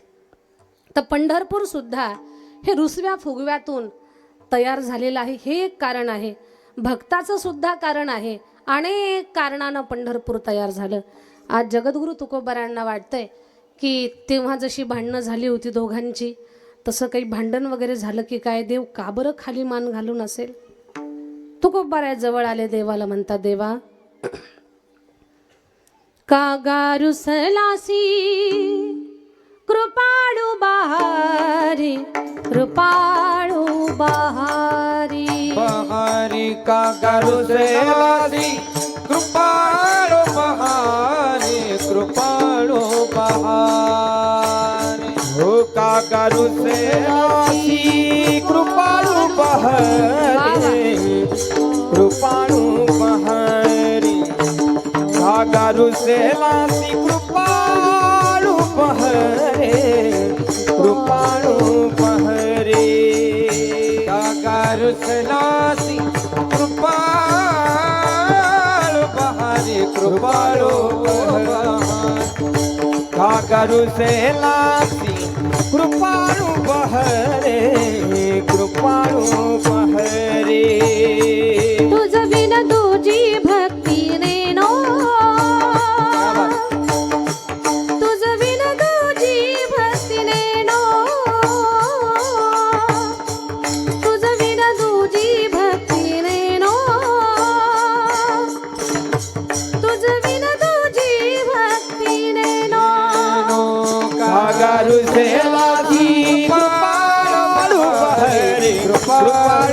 बहारे भूखा करू से कृपाळू बहारे कृपाळू बहारे कृपाळू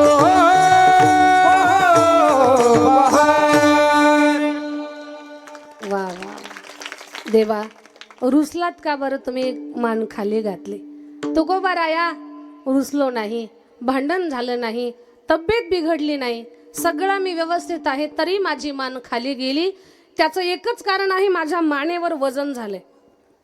देवा, कशाचं वजन झालंय? म्हणजे तुमच्या 8 पिढ्याच्या भक्तीचं वजन झालंय. देवा, मग मान सरळ होण्यासाठी काय करावं लागेल? म्हणजे थोडंसं डोक्यावरचं उतरवून घ्यावं लागेल. उतरवून घ्यायचं म्हणजे नेमकं काय? तुकोबाराया, काहीतरी माझ्याकडनं मागून घ्या. मागण्याची आस वा वा मागे मुखाकडे वा वा, जय हो. मागण्याची आस मागे मुखाकडे हो दिलतिला रोकडे मनोरथ हो दिलतिला रोकडे मनोरथ हो मागण्याची आस पाहे मुखाकडे मागण्याची आस पाहे मुखाकडे हो दिलतिला रोकडे मनोरथ हो रथ दिलतिला रोकडे मनोरथ मनोरथ. महाराज, काहीतरी माझ्याकडे मागा. तुकोबाराय म्हटले, देवा, मागणं आमच्या स्वभावात आणि परंपरेत नाही. काही मागणे हे आम्हा अनुचित नाही मागणार देवा. तसं नको तुकोबाराया, मग माझी मान सरळ होऊ शकत नाही. काहीतरी तुम्हाला मागावं लागेल. तुकोबाराय म्हणते, ठीक आहे देवा, एकच दे मला, अभंगाचं पहिलं चरण. हेची दान दे गा देवा, हेची दान दे गा देवा, हेची दान दे गा देवा, हेची दान दे गा देवा. हो हेची दान दे गा देवा, हेची दान दे गा देवा, देवा हेची दान दे गा देवा, हेची दान दे गा देवा. हेची दान दे गा देवा, हेची दान दे गा देवा, हेची दान दे गा देवा, हेची दान दे गा देवा. हेची दान दे गा देवा, हेची दान दे गा देवा, हेची दान दे गा देवा, दे गा देवा, हेची दान दे गा देवा. हा तुझा तुझा विसरण बाबा, तुझा विसरण, तुझा विसरण बा, तुझा तुझा विसरण बाबा, तुझा विसरण, तुझा विसरण भावा. गुण गाईन आवडी, गुण गाईन आवडी, गुण गाईन आवडी, गुण गाईन आवडी. गुणगाजीना आवडी, गुणगाजीना आवडी, गुणगाजीना आवडी, आवडी गुणगाजीना आवडी. हेची दान दे गा देवा, तुझा विसरण बाबा, तुझा विसरण बाबा, तुझा विसरण बाबा. वा वा वा धीरज, फार सुंदर, खूप छान बेटा, खूप छान, खूप सुंदर. आणि मृदंगाचार्यांसाठी सुद्धा टाळी. वा. हिची दान देगा देवा, तुझा विसरण व्हावा. जगद्गुरु तुकोबाराय म्हणतात, देवा ठीक आहे, एवढं मागे लागलास ना, माग माग माग, मागा मागा म्हणतो ना देवा, मग एक द्या मला. देवा मला हेच द्या की तुमचं विस्मरण मला नाही झालं पाहिजे. तुझा विसरण व्हावा. बर, ज्यांचा श्वास भजन करतोय. अपने मन की मैं जानू और पी के मन की राह, सांसों की माला में सिमरू में पी का नाम, सांसों की माला में सिमरू में पी का नाम. श्वासावर जे भजन करताय, ज्यांचा रोम रोम राम राम भजन गातो, ते जगद्गुरु तुकोबाराया विसरतील हे शक्यच कसं आहे. पण तरीही महाराज म्हणतात, देवा तुला द्यायचंयच ना ते एकच दे, कारण मी तुला विसरलो नाही पाहिजे. कुठल्याही क्षणाला, कुठल्याही प्रसंगाला आणि कोणत्याही स्थितीला तुझं विस्मरण नाही झालं पाहिजे. तुकोबाराया एवढी आपली साधना नाही आहे. महाराजांना रात्र कळत नव्हती, दिवस कळत नव्हता. गोविंद गोविंद म्हणा लागलिया छंद, लागलिया छंद म्हणा, लागलिया छंद, लागलिया छंद म्हणा, लागलिया छंद. गोविंद गोविंद म्हणा लागलिया छंद.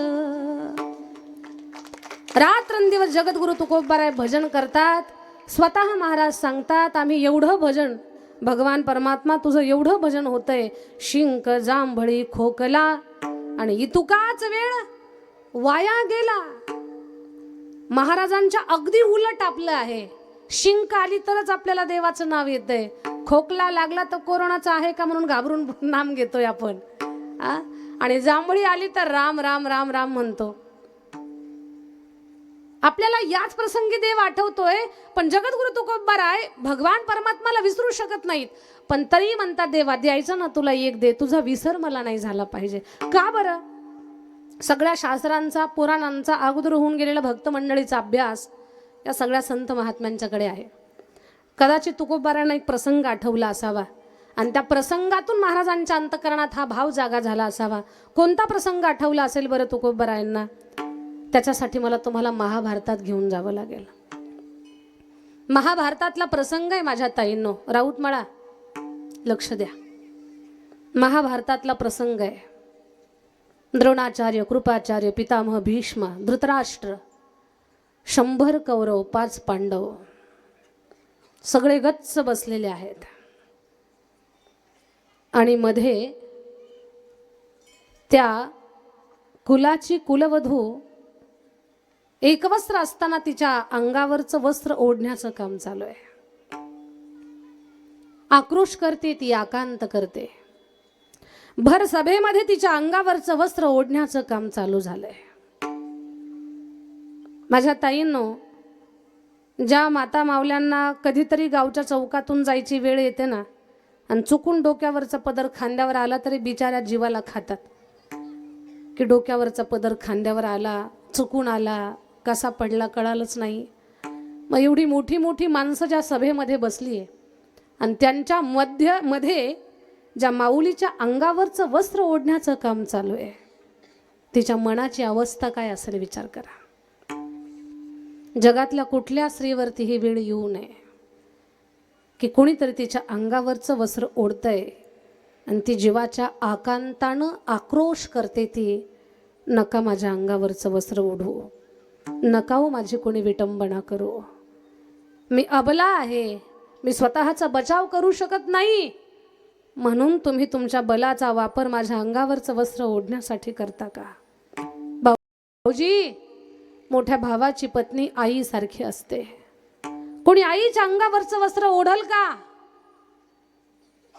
ए दासी, ना तू आमची भाऊजई आहे, ना नात्यानं तू आमची आई लागते. तू दासी आहेस, तुझ्या अंगावरचं वस्त्र आम्ही ओढणार. जुगाराच्या डावात जिंकलोय आम्ही तुला. आता जुगाराच्या डावात जिंकल्यानंतर तू नात्यांचा गोंधळ घालू नकोस.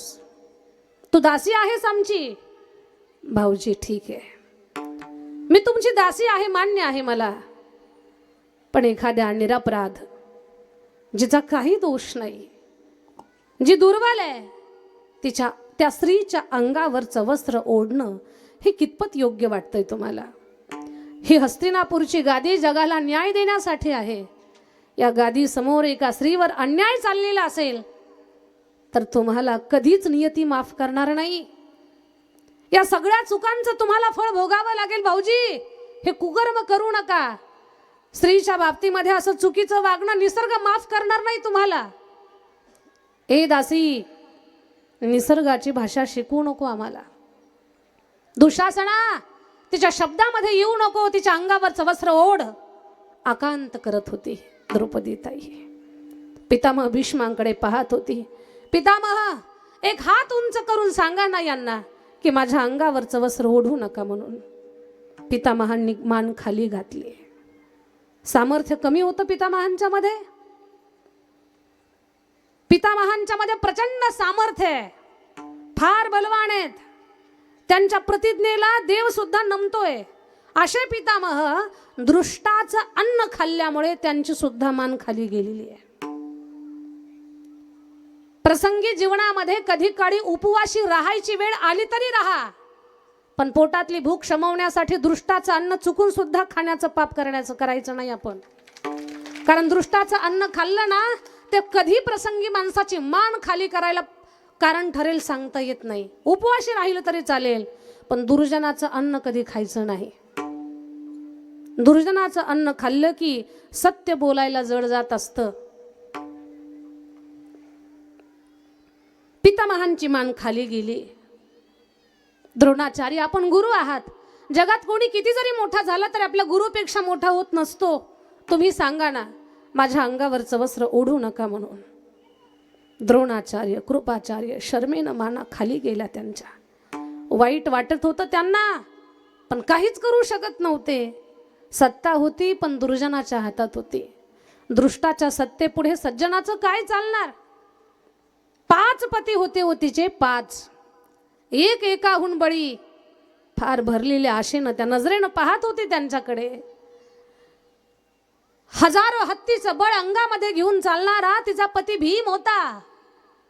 भीम दादाच्या मुठी गदेला गर गर वळत होत्या, पण गदा उचलू शकत नव्हते. धर्म जगाला शिकवणारा राजा धर्म होता, पण मान शर्मेनं खाली गेली होती. ज्याच्या हातातलं धनुष्य, धनुष्याला जोडलेला बाण पाहिला की पृथ्वीवर कंप व्हावा, एवढं ज्याच्या धनुष्याचं सामर्थ्य, पण त्यानं सुद्धा आज गांडीव खाली ठेवलेलं होतं.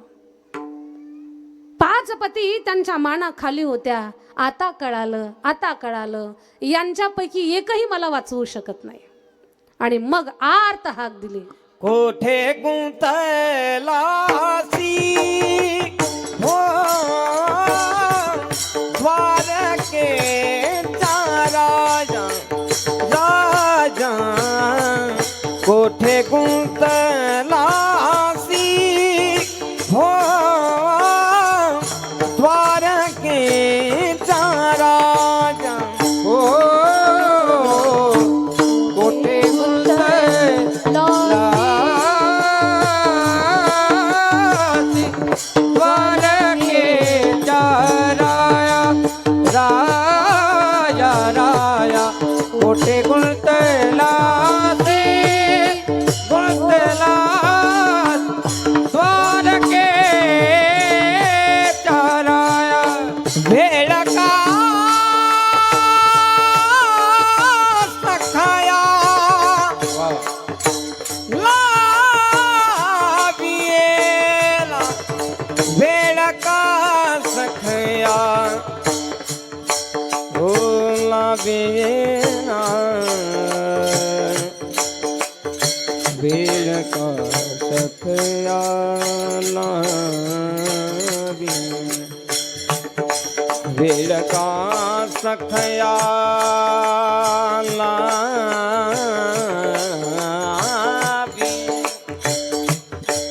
वेळ का सखया वेळ का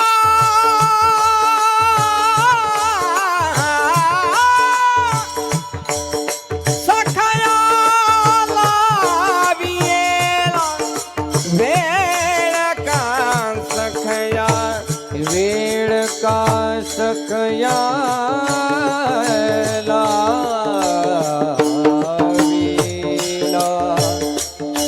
वेळ का सखया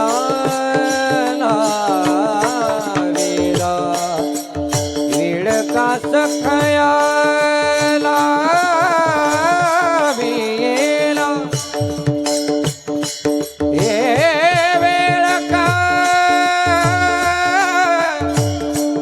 सखया लावियेला लावियेला वेळ का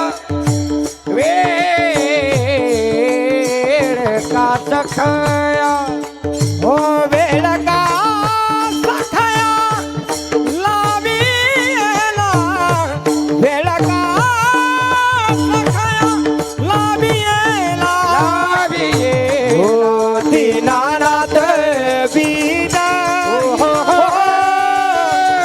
सांभाळी आपुले आपुले दीनानाथ बीना हो सांभाळी आपुले आपुले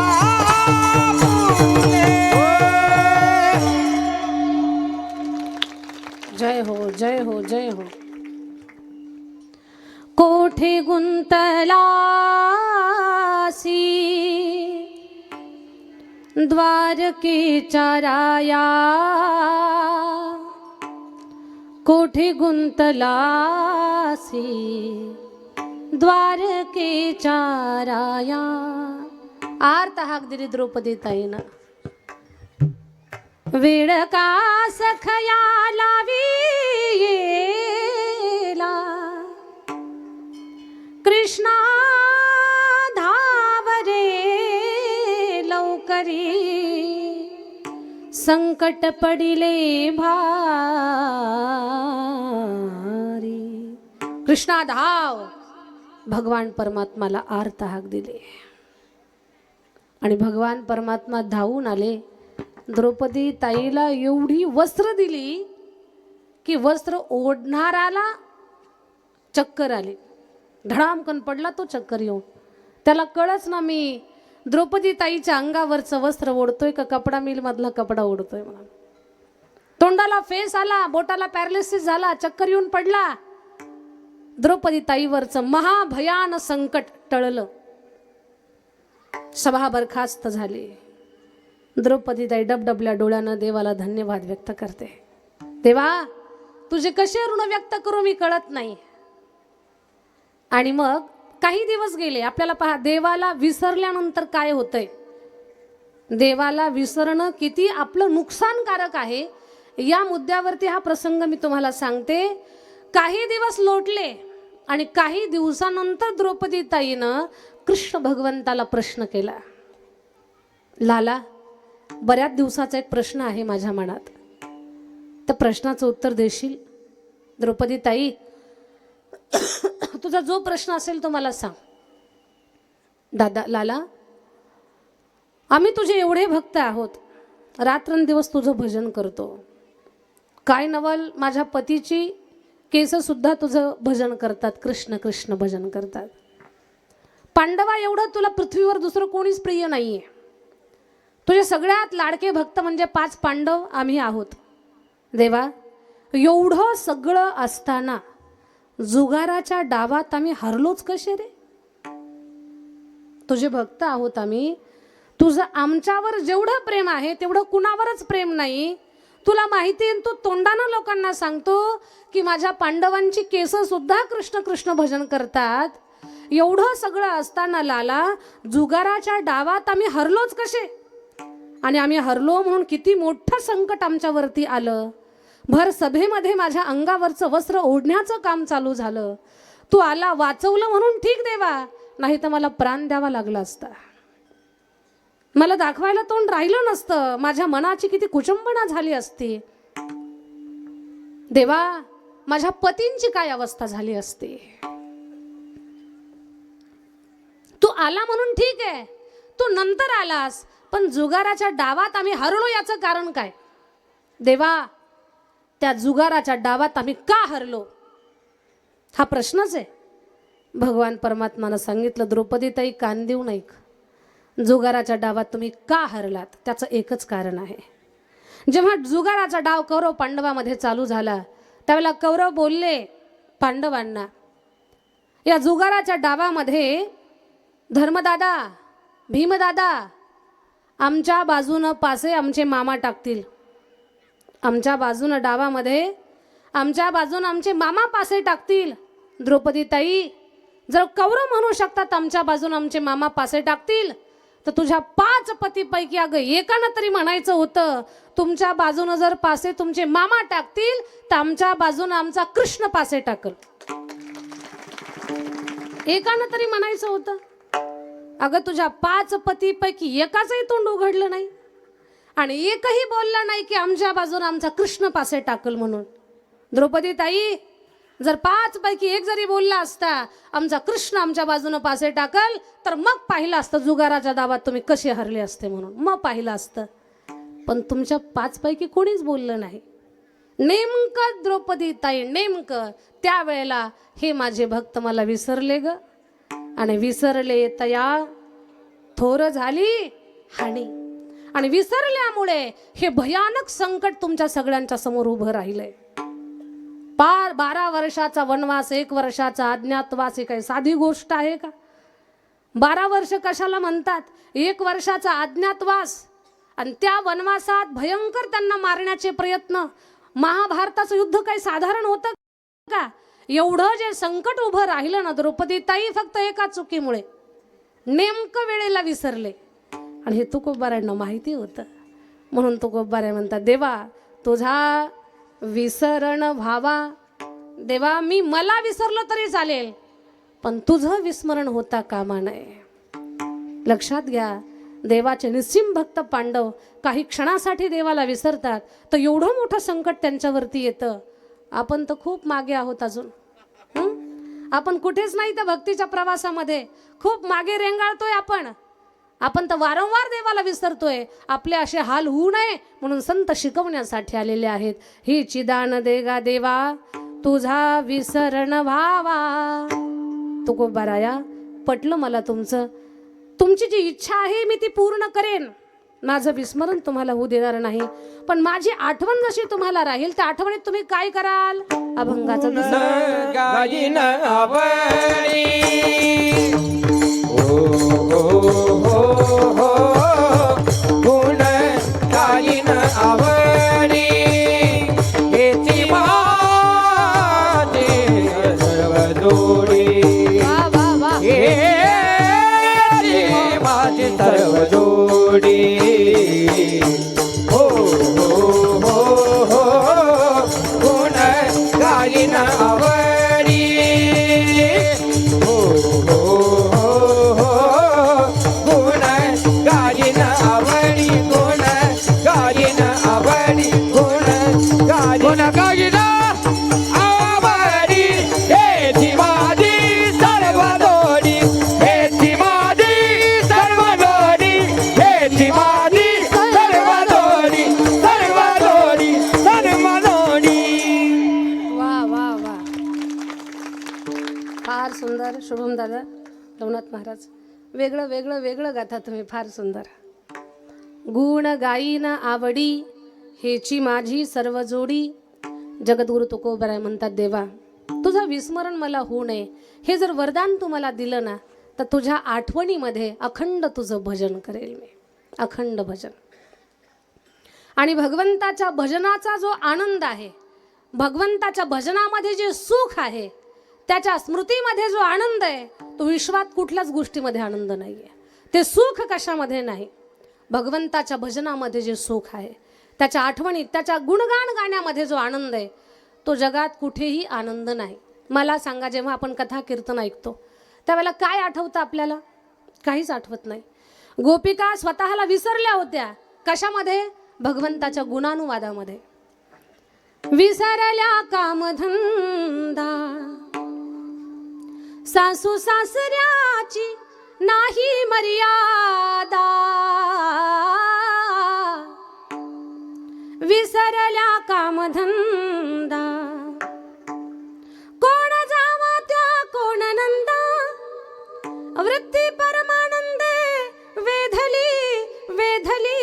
वेधली वो पावा घोंगडी घेऊन पायी पावा घोंगडी घेऊन पायी पावा घोंगडी घेऊन पायी पावा घोंगडी घेऊन बाई घोंगडी घेऊन घोंगडी घेऊन बाई वेणू वाजविला सुस्वरे बाई वो बाई वो बाई हो बाबा घोंगडी घेऊन बाई बाबा घोंगडी घेऊन बाई बाबा घोंगडी घेऊन बाई पायीरा विसरल्या कामधंदा. भगवान परमात्माच्या गुणानुवादामध्ये गवळणी विसरून जात होत्या स्वतःला, पण त्यांना भगवंताचा आठव होता, व्यवहार विसरलेल्या होत्या. तुकोबाराय म्हणतात, देवा तू माझ्या स्मृतीमध्ये राहिला की अखंड तुझं भजन गाईल, आणि त्या भजन गाण्याचा मला खूप मोठा फायदा होणार आहे. किती मोठा फायदा? देवाचं भजन करून करून कुणाकुणाला फायदा झाला? अनेक लोकांना फायदा झाला. त्यातलं एक छोटंसं उदाहरण सांगते, लक्ष देऊन ऐका. कीर्तन संपण्याची आता वेळ आलेली आहे. फक्त एक 10 मिनिट तुमचा माझा संवाद चालणार आहे. एक संत आहेत काशी नगरीमध्ये, चमड्याची चप्पल विणता विणता रामाचं भजन करतात. त्यांच्या भक्तीचा प्रभाव एवढा मोठा आहे. चर्म रंगू लागे रोहिदासा संगे, कबीराचे मागे शेले वेणी. चप्पल बनवतायत, देवाचं भजन गातायत, पण घाटाच्या काही अंतरापासून दूर बसून चप्पलचं काम करतात. पण त्यांच्या भक्तीचा प्रभाव एवढा मोठा झाला की खूप लोकांची गर्दी त्यांना भेटायला. काशी नगरीमध्ये राहतात, पण विश्वनाथाच्या दर्शनाला आणि गंगेच्या स्नानाला त्यांना वेळ नाही. ऐकताय ना? लक्ष देऊन ऐका. एक राजाच्या पदरी एक पंडितजी होते पूजा करायला. ते पंडितजी रोज टोमणे मारायचे जाता येता रोहिदासजींना. काही लोकांना टोमणे मारण्यात खूपच इंटरेस्ट असतो, काही लोकांना कुचकं बोलण्यात इंटरेस्ट असतो. ते कुठून त्याच्यात PhD करतात तेच कळत नाही, कारण त्याचे काही असे शाळा कॉलेजेस असे काही हे नाही उपलब्ध की आपण तिथे जाऊन त्याचा अभ्यास करावा. पण काय कसं त्यांना ते वरदान प्राप्त झालेलं असतं काय कुणास ठाऊक. असं बोलतात ना, असं जणू सुई टोचावी, जणू येड्या बाबळीचा काटा टोचावा, असलं बोलतात काही काही लोक. पण भगवंतानं सुंदर वाणी दिली, त्याचा चांगला वापर आपण केला पाहिजे, चांगलं बोललं पाहिजे. जीवन पुन्हा पुन्हा नाही, पुन्हा पुन्हा नाही, हे समजतच नाही. तर ते पंडितजींना सारखं टोचून बोलायचे रोहिदासजींना. रोहिदासजी, भोळ्या बाबड्या लोकांना भुलवता, मोठे संत म्हणून स्वतःला मिरवता. या लोकांना काय माहिती, गंगा स्नानाला जात नाही, काशी विश्वनाथाच्या दर्शन सुद्धा तुम्ही घेत नाही, पण तुम्ही खूप मोठे संत म्हणून तुम्हालाही लोक बोलतात. अहो, आज खूप मोठा पर्व काळ आहे, आज तरी गंगा स्नानाला चला. रोहिदासजी म्हटले, पंडितजी मला यायला वेळच नाही, एक काम करा, तुम्ही तुमचं दर्शन घ्या, आणि तुमचं दर्शन झालं की माझी एवढी 2 फुलं गंगा आईला द्या. ठीक आहे म्हणे, तुमच्यावर तेवढा उपकार करतो मी. रोहिदासजीची 2 फुलं घेतली आणि पंडितजी आले. त्यांनी काय गंगेची स्तुती वगैरे केली, पूजन झालं, आणि निघताना खिशातली 2 फुलं काढली आणि अशी फेकली. गंगा मैया, तुझ्या त्या लाडक्या रोहिदासानं तुला फुलं दिली. गंगेच्या पात्रात जशी फुलं पडली ना, तसा गंगेच्या पात्रातून आवाज आला, पंडितजी, रोहिदासजीनं मला 2 फुलं दिली ना, मला रोहिदासजीला सोन्याचं कडं द्यायचंय. पंडितजीला घाम फुटला, पाण्यात उभे होते, दर्र घाम फुटला. बापरे, माझ्या किती पिढ्या गेल्या गंगेची पूजा करताना, गंगा बोलली नाही, काहीच नाही, काही दिलं नाही. या रोहिदासानं 2 फुलं काय दिली, सोन्याचं कडं दिलं, आणि अशी सुंदर हातावर आलेली त्याच्यात सोन्याचं कडं. पंडितजीचे डोळे गरगर फिरायला लागले. ते कडं हातात घेतलं आणि गंगेच्या घाटावर आले, आणि मग पंडितजीच्या मनात आलं, कडं दिलेलं फक्त आपल्यालाच माहिती आहे, ते दुसऱ्या कुणालाच माहिती नाही. दुसऱ्या घाटावरून घरी जाऊ. पंडितजीने कडं खिशात घातलं, दुसऱ्या घाटावर गेले, पण चक्कर खाऊन पुन्हा त्याच घाटावर यायचे ज्या वाटेवर रोहिदासजी आहे तिथंच. अख्खा दिवस चक्कर मारण्यात गेला त्यांचा. आपल्या भाषेत चकवा म्हणतात त्याला, चकवा. चकवा कुणाला बसत असतो? दुसऱ्याची वस्तू जे स्वतःच्या खिशात घालतात त्यांना चकवा बसत असतो. बरं, म्हणून ज्याच्या नावची वस्तू आपल्या जवळ आली, जमलं तर पोहोच करणं होत असेल तरच जवळ घ्या. तुम्हाला ती जबाबदारी पार पाडणं होत नसेल तर ती जिम्मेदारी घेऊ नका. आणि दुसऱ्याच्या नावचं स्वतःच्या खिशात घालू नका. दुसऱ्याच्या नावचं आलेलं स्वतःच्या खिशात जर घातलं तर त्या लोकांना चकवाच बसत असतो. आता विहिरीचे पैसे मिळायला बऱ्याच लोकांचे खाते द्यावे लागतात, आणि मग त्यातला बहादर असा असतो की तो काही ते त्याचं आलेलं पेमेंट देत नाही. इकडं काही तशी माणसं नाहीत, मी तुमचं अजिबात काही सांगत नाही. इकडे खूप चांगली माणसं आहेत. कीर्तन संपेपर्यंत तुमचं काही सांगायचं नाही, पण इथून गेल्यावर काही सांगता येत नाही. पंडितजीनं ते कडक खिशात घातलं, पण दिवसभर चक्कर खातायत, त्या घाटावर येत आहे. पंडितजीच्या लक्षात आलं, कडं जोपर्यंत रोहिदासजीपर्यंत जात नाही तोपर्यंत घराचा रस्ता आपल्याला सापडणार नाही. ते कडं घेतलं, दिलं रोहिदासजीकडे. रोहिदासजी, गंगा मानं तुम्हाला कडं दिलंय. रोहिदासजी म्हटले, वा वा वा पंडितजी, कडं दिलं? हो, कडं दिलंय. वा, किती आनंदाची गोष्ट आहे. पण पंडितजी, एवढं मौल्यवान कडं माझ्याजवळ ठेवून मी काय करू? राहू द्या तुम्हाला. पंडितजी म्हटले, अगोदरच माहिती असतं तर कशाला चक्र मारल्या असत्या? काय गरज होती आपल्याला? पण पहा, लोभ सुटला, अगोदर लोभानं अडवलं नडवलं म्हणून चक्कर खाव्या लागल्या. आता कळालं संताचं मन किती मोठं आहे. कडं घेतलं, उड्या मारायला लागले. पण विचार केला, बायकोला कडं द्यावं तर असा काय परिणाम होणार आहे? अंगाला नीट कपडा नाही, खायला अन्न नाही, घराला छत नाही, पायाला चप्पल नाही, आणि हे कडं घालून काय मिरवणार आपण? कडं रत्न पारख्याला दिलं, त्याच्या बदल्यात पैसे आणले, व्यवस्थित घराची व्यवस्था लावली. रत्न पारख्यानं ते सुंदर कडं पाहिलं, आपल्या बायकोला भेट म्हणून दिलं. त्या बाईनं हातात घातलं कडं, आणि योगायोग त्याच नगराचा राजा, त्याची राणी, तिनं हळदी कुंकवासाठी या सगळ्या बाया बोलावल्या होत्या.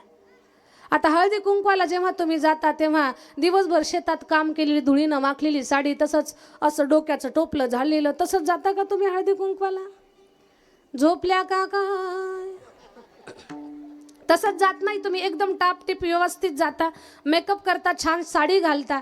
मग सगळ्या महिला व्यवस्थित टापटीप गेल्या, आणि त्या बाईनं, रत्नपारख्याच्या बाईनं, नेमकं ते कडं हातात घातलं. राजाची राणी सगळ्यांना औक्षण करते. औक्षण करताना राणीचं लक्ष फक्त त्या कड्याकडंच, कुणाकडंच नाही, फक्त कड्याकडं. राणीच्या मनात येत आहे, कडं पाहिजे, पण मागू कसं? का बरं? राज याची कांता काय भीक मागे, राज याची कांता काय भीक मागे, मनाची जोगे, मनाची जोगे सिद्धी पावे, राज याची कांता काय भीक मागे. राजाची राणी मागू शकत नाही, मर्यादा आहे. पण राणीला ते कडं आवडलं, त्या बाईच्या लक्षात आलं. बाईनं हातातून कडं काढलं. राणीला म्हणते, राणी साहेब, तुमच्या समोर आम्ही फार गरीब आहोत, तुमच्या छत्राखाली जगतो आम्ही, पण हे कडं मी तुम्हाला भेट द्यावं असं मला वाटतंय. राणी म्हणते, बाई, कसं माझ्या मनातलं ओळखलं तू? हे कडं आवडलं होतं मला, राहू द्या राणी साहेब तुम्हाला. राणीनं कडं घेतलं, पण स्त्रीचा स्वभाव आहे, एका हातात कडं, दुसऱ्या हातात पण तसंच पाहिजे. मग स्त्री हट्ट, राजाकडे हट्ट केला. राजे साहेब, कडं पहा किती सुंदर आहे, अशाच्या असंच मला दुसरं बनवून द्या ना. आता राजाला काय कमी आहे तिथे? राजानं विचारलं, बाई, कडं कुठून आणलं तू? म्हणे रत्नपारख्याच्या बायकोनं दिलं. तिला विचारलं, ताई, तुम्ही कुठून आणलं कडं? म्हणे मालकानं दिलं. मालकाला विचारलं, रत्नपारखी महाराज, तुम्ही कुठून आणलं कडं? म्हणे तुमच्या घरी पूजा करणाऱ्या पंडितजीनं दिलं. पंडितजीला विचारलं, पंडितजी, तुम्ही हे कडं कुठून आणलं? पंडितजी म्हटले, महाराज, गंगा आईनं प्रसन्न होऊन मलाच दिलं. राजा म्हटला, वा वा वा पंडितजी, गंगेनं तुम्हाला कडं दिलं? वा, गंगेनं तुम्हाला कडं दिलं पंडितजी, मी तुम्हाला माझं अर्ध राज्य देतो. पण आशाच्या असंच दुसरं कड आणा. कड आणलं तर अर्ध राज्य, नाही तर पुढच्या प्रवासाला निघा. पंडितजीला आनंद सुद्धा व्यक्त करता नाही आला. लगेच चेहरा सुकून गेला. विचारात पडले, गोंधळात गेले. रोज गंगेच्या घाटावर जातात, हर हर गंगे हर हर गंगे. पाण्यात उलटे काय, उड्या काय मारतात, गळ्यापर्यंत पाण्यात काय जातात, डुबक्या काय घेतात, काहीच उपयोग होईना. चेहरा सुकून गेला. शेवटचा पर्याय पंडितजी रहिदासजीकडे आले. रहिदासजी, जीवन मरणाचा प्रश्न आहे माझ्या. काय झालं पंडितजी? कडं तुम्हाला मिळालं, तब्येत तुमची टुमटुमीत व्हायला पाहिजे होती, पण तब्येत जास्तच खराब झाली. काय झालं? अहो म्हणे ते कडं पोहोचलं राजाच्या राणीपर्यंत. राणी म्हणते अशाचं असं दुसरं कडं पाहिजे. राजा म्हटला दिलं तर ठीक, नाही तर फासावर चला. माझ्या लेकरा बाळाचा प्रपंच आहे, छोटी छोटी माझी लेकरं आहेत, माझी बायको आहे, एवढा छोटासा माझा परिवार आहे आणि यांना सोडून मला फासावर जायची वेळ आली. एक उपकार करा ना रोहिदासजी. काय पंडितजी? त्या दिवशीची ती 2 फुलं द्या ना, म्हणजे गंगेला देतो, म्हणजे गंगा मला कडं देईल. पंडितजी, त्या कड्यासाठी गंगेच्या घाटावर जायची गरज नाही आणि 2 फुलांची सुद्धा गरज नाही. मग म्हणे ही माझं चांबड्याचं जे कठोता आहे ना, या चांबड्याच्या कुंडामध्येच गंगा आहे आणि ती इथूनच कडं देईल, फुलाची सुद्धा गरज नाही. पंडितजी म्हणतात रहिदासजी, या चांबड्याच्या कुंडात गंगा? म्हणे हो. कशी? म्हणे दाखवतो ना. त्या गंगेच्या त्या कुंडातल्या पाण्याला प्रार्थना केली. हे गंगा मैया, विश्वनाथाच्या चरणाची सेवा करणारी तू, काशीला वेढा टाकलेली तूच ती गंगा माझ्या या चांबड्याच्या कुंडात वास्तव्य करत असशील ना मा, तर याच कुंडातून मला सोन्याचं कडं दे. रोहिदासजी बोलले आणि गंगा बोलली. गंगा म्हणते रहिदासजी, असं एक काय हजारो कडे मागा, मी तुम्हाला द्यायला तयार आहे. हात निघाले त्या कुंडातून बाहेर, तसंच चमकतं कडं. पंडितजी पुन्हा गोंधळले, गडबडले. पंडितजीला विश्वास बसणार. रहिदासजी, हा चमत्कार आहे का जादू टोना आहे का भक्तीचा प्रकार आहे? पंडितजी बोलले, रहिदासजी, ना हा जादू टोना, ना हे काही भूलभुलैया आहे, हा तर भक्तीचा प्रभाव आहे. म्हणे ही अशी कशी भक्ती की तुमच्या चांबड्याच्या कुंडात गंगा? रहिदासजीनं सांगितलं, पंडितजी, मन चंगा तो कठोती में गंगा. गंगेच्या पाण्या एवढं माणसाचं मन निर्मळ असेल ना, तर या चांबड्याच्या कुंडात सुद्धा गंगा प्रगट होईल. आणि रहिदासजी तिथूनच कडं घेतात आणि पंडितजीला देतात. दृष्टांत तर इथे थांबतोय, पण आपण इथे न थांबता याच्यावर अभ्यास करायचा आहे आपल्याला. काय अभ्यास करायचा आहे? जी माणसं स्वतःला भगवत भक्तीमध्ये वाहून घेतात, त्या लोकांना विश्वातली सगळी सुख प्राप्त झालेली असतात. हा, त्याचा उपभोग ती घेत नाहीत, कारण त्याच्यामध्ये त्यांना स्वारस्य नाहीये. नाहीतर विश्वातली सगळी सुख त्यांच्या पायावर लोळणं घेत असतात. हा कशाचा परिणाम आहे? गुण गाईन आवडी हेची माझी सर्व जोडी. तुझं भजन गाण्याचा देवा, तुझा गुणनवाद करण्याचा हा फायदा आहे. मग हे जर आम्हाला सगळं प्राप्त असेल तर कशाला? न लगे मुक्ती आणि संपदा, संत संगती सदा. देवा, तुझ्या भजनासाठी वारंवार जन्माला घाल. मरू आम्ही, पुन्हा जन्माला येऊ, भजन करू, मरू, पुन्हा जन्माला येऊ, पुन्हा मी भजन करू, मरू. तुका म्हणे गर्भवासी सुखे घालावे आम्हासी, विठोबा रखुमाई. जय विठोबा रखुमाई, जय जय हो हरी जय जय, हरी जय जय जय जय. विठोबा रखुमाई, विठोबा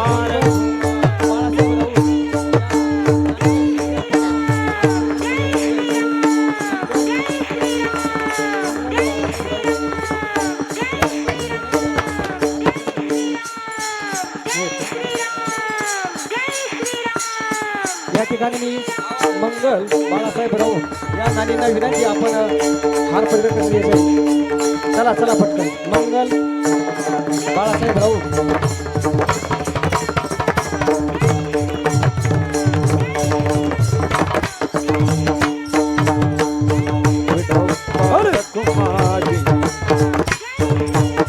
हरि विठोबा हरी जय जय हरी जय जय हॅलो. जय जय जय हरी जय जय जय जय जय जय जय जय विठोबा रखुमाई जय हरी जय जय हरी जय जय हरी जय हरी जय जय हरी जय जय हरी जय जय जय जय जय जय जय विठोबा रखुमाई हरी जय हरी जय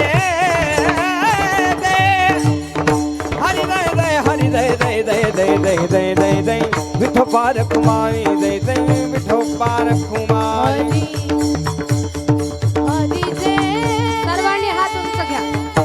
हरी विठोबा रखुमाई जय जय विठोबा टाळी टाळी टाळी. रखुमाई विठोबा रखुमाई विठोबा रखुमाई विठोबा रखुमाई जय जय जय जय जय जय जय जय जय विठोबा रखुमाई रखुमाई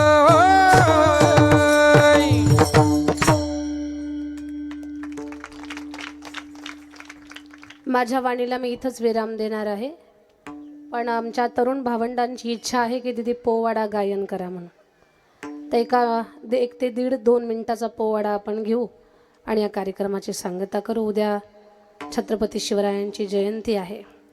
खरं तर महाराष्ट्राच्या मातीचा मान, शान, स्वाभिमान, या मातीचं भाग्य, सौभाग्य छत्रपती शिवाजी महाराज आहेत. आपलं अस्तित्व आहे, आपली ओळख आहे, सगळं काही महाराज आहेत.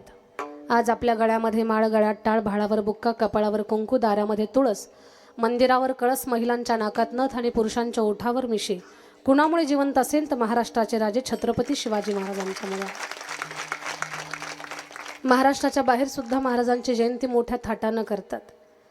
केवळ महाराष्ट्राच्या बाहेर नाही तर जगभरामध्ये महाराजांची जयंती आता साजरी होते जगात. अशा वाघिणीचा तो छावा,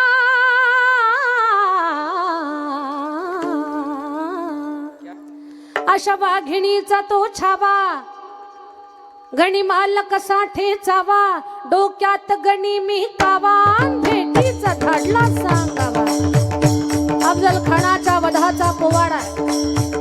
उद्या छत्रपती शिवरायांची जयंती आहे.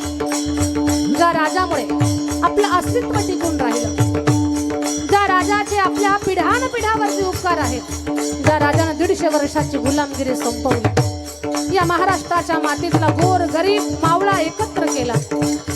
तेली, तांबोळी, कोळी, माळी, धनगर, मराठा, कुणबी सगळ्या जाती धर्मांना एका छत्राखाली उभं करण्याचं आणि हे माझं राज्य स्वराज्य, त्यांचा स्वाभिमान जागा करण्याचं काम माझ्या राजानं केलं. प्रेमानं टाळी वाजवत आपण या पोवाड्यामध्ये सहभागी व्हा. प्रतापगडच्या पायथ्याशी खाण,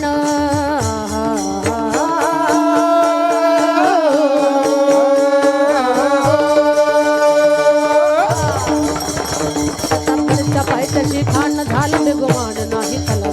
शिवाजी राजाच्या करमतीची त्याची नाही जाणीव शक्तीची, करील काही कल्पना युक्तीची रजिराजेच्या घरीला काय कल्पना युक्तीची, रजिराजेच्या घरीला काय कल्पना युक्तीची, रजिराजे जय जय जय जय.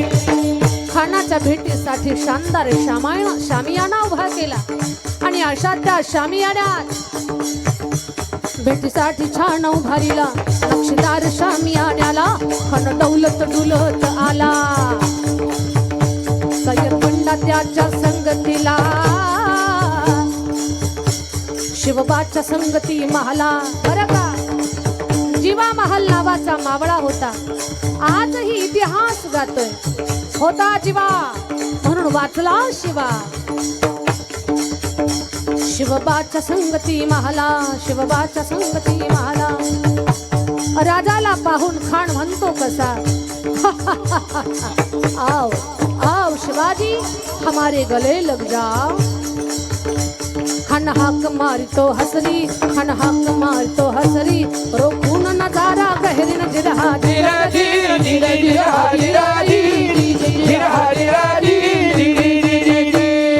आपला राजा पण काय कच्च्या गुरुचा चेला नव्हता.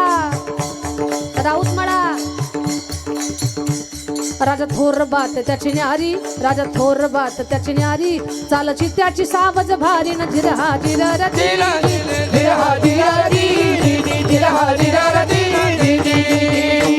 खानानं राजाला लिंगन दिलं अंधगा केला.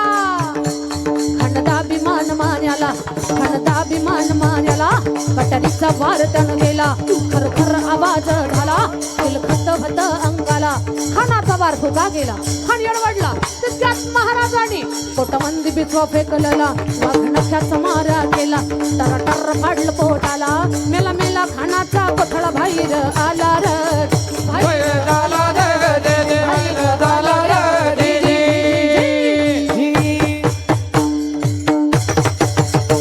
प्रतापगडचे युद्ध झाले.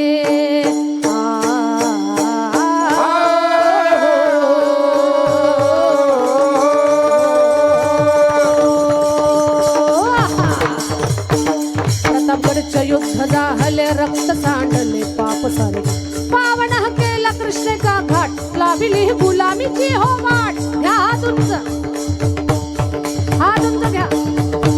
मराठी शाहीचा लाविली गुलामीची हो वाट. मराठी शाहीचा मांडला थाट जिराची शाहीचा मांडला थाट जिराची मराठी शाहीचा मांडला थाट जिराची क्षत्रिय कुलावतंस सिंहासनाधीश्वर राजाधिराज महाराज श्री श्री श्री छत्रपती शिवाजी महाराज की जय. धर्मवीर संभाजी महाराज की जय. भवानी जय भवानी जय भवानी हर हर महादेव हर हर महादेव नमः पार्वती पते शिव हर हर महादेव.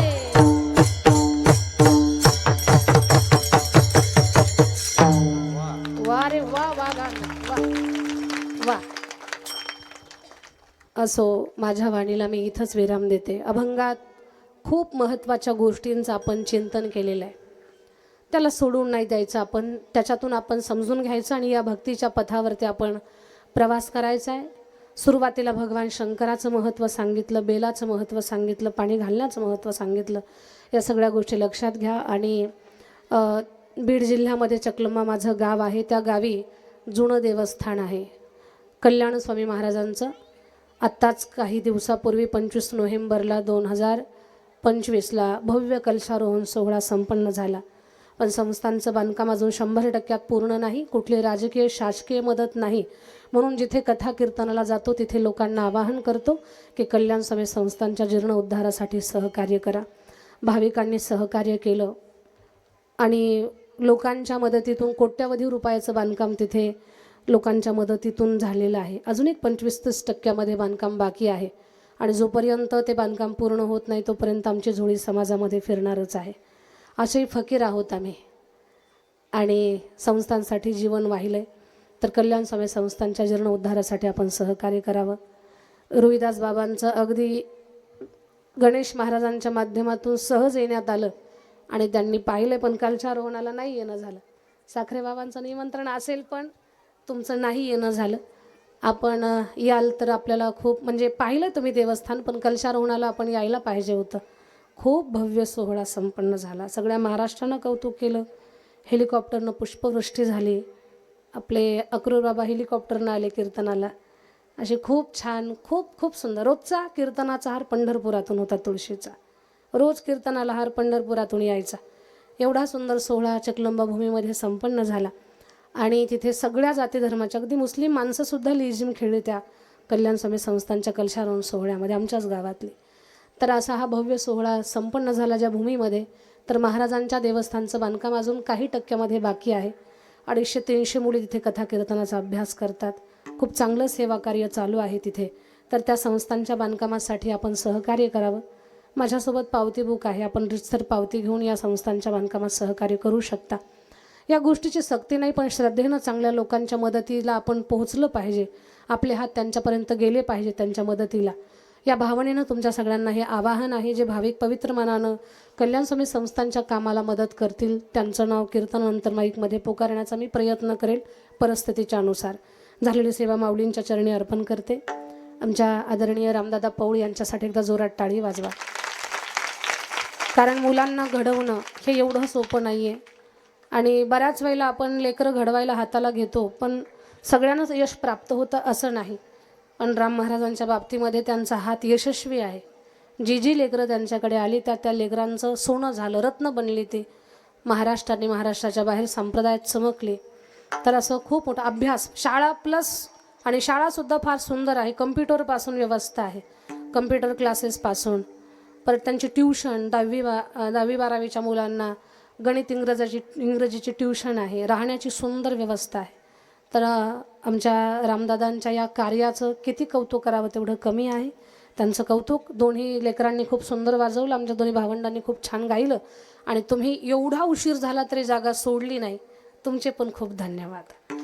ज्ञानेश्वर माऊली, ज्ञानराज माऊली, माऊली ज्ञानेश्वर माऊली, ज्ञानराज माऊली, विठ्ठल जय जय जय जय विठ्ठल जय जय विठ्ठल. बोलिले पुरे वेळे वाकोडे होतरे, लागे विचारिला करा क्षमा अपराध. मुका म्हणे ज्ञानेश्वरा करा क्षमा अपराध. ज्ञानदेव तुकाराम तुकाराम तुकाराम.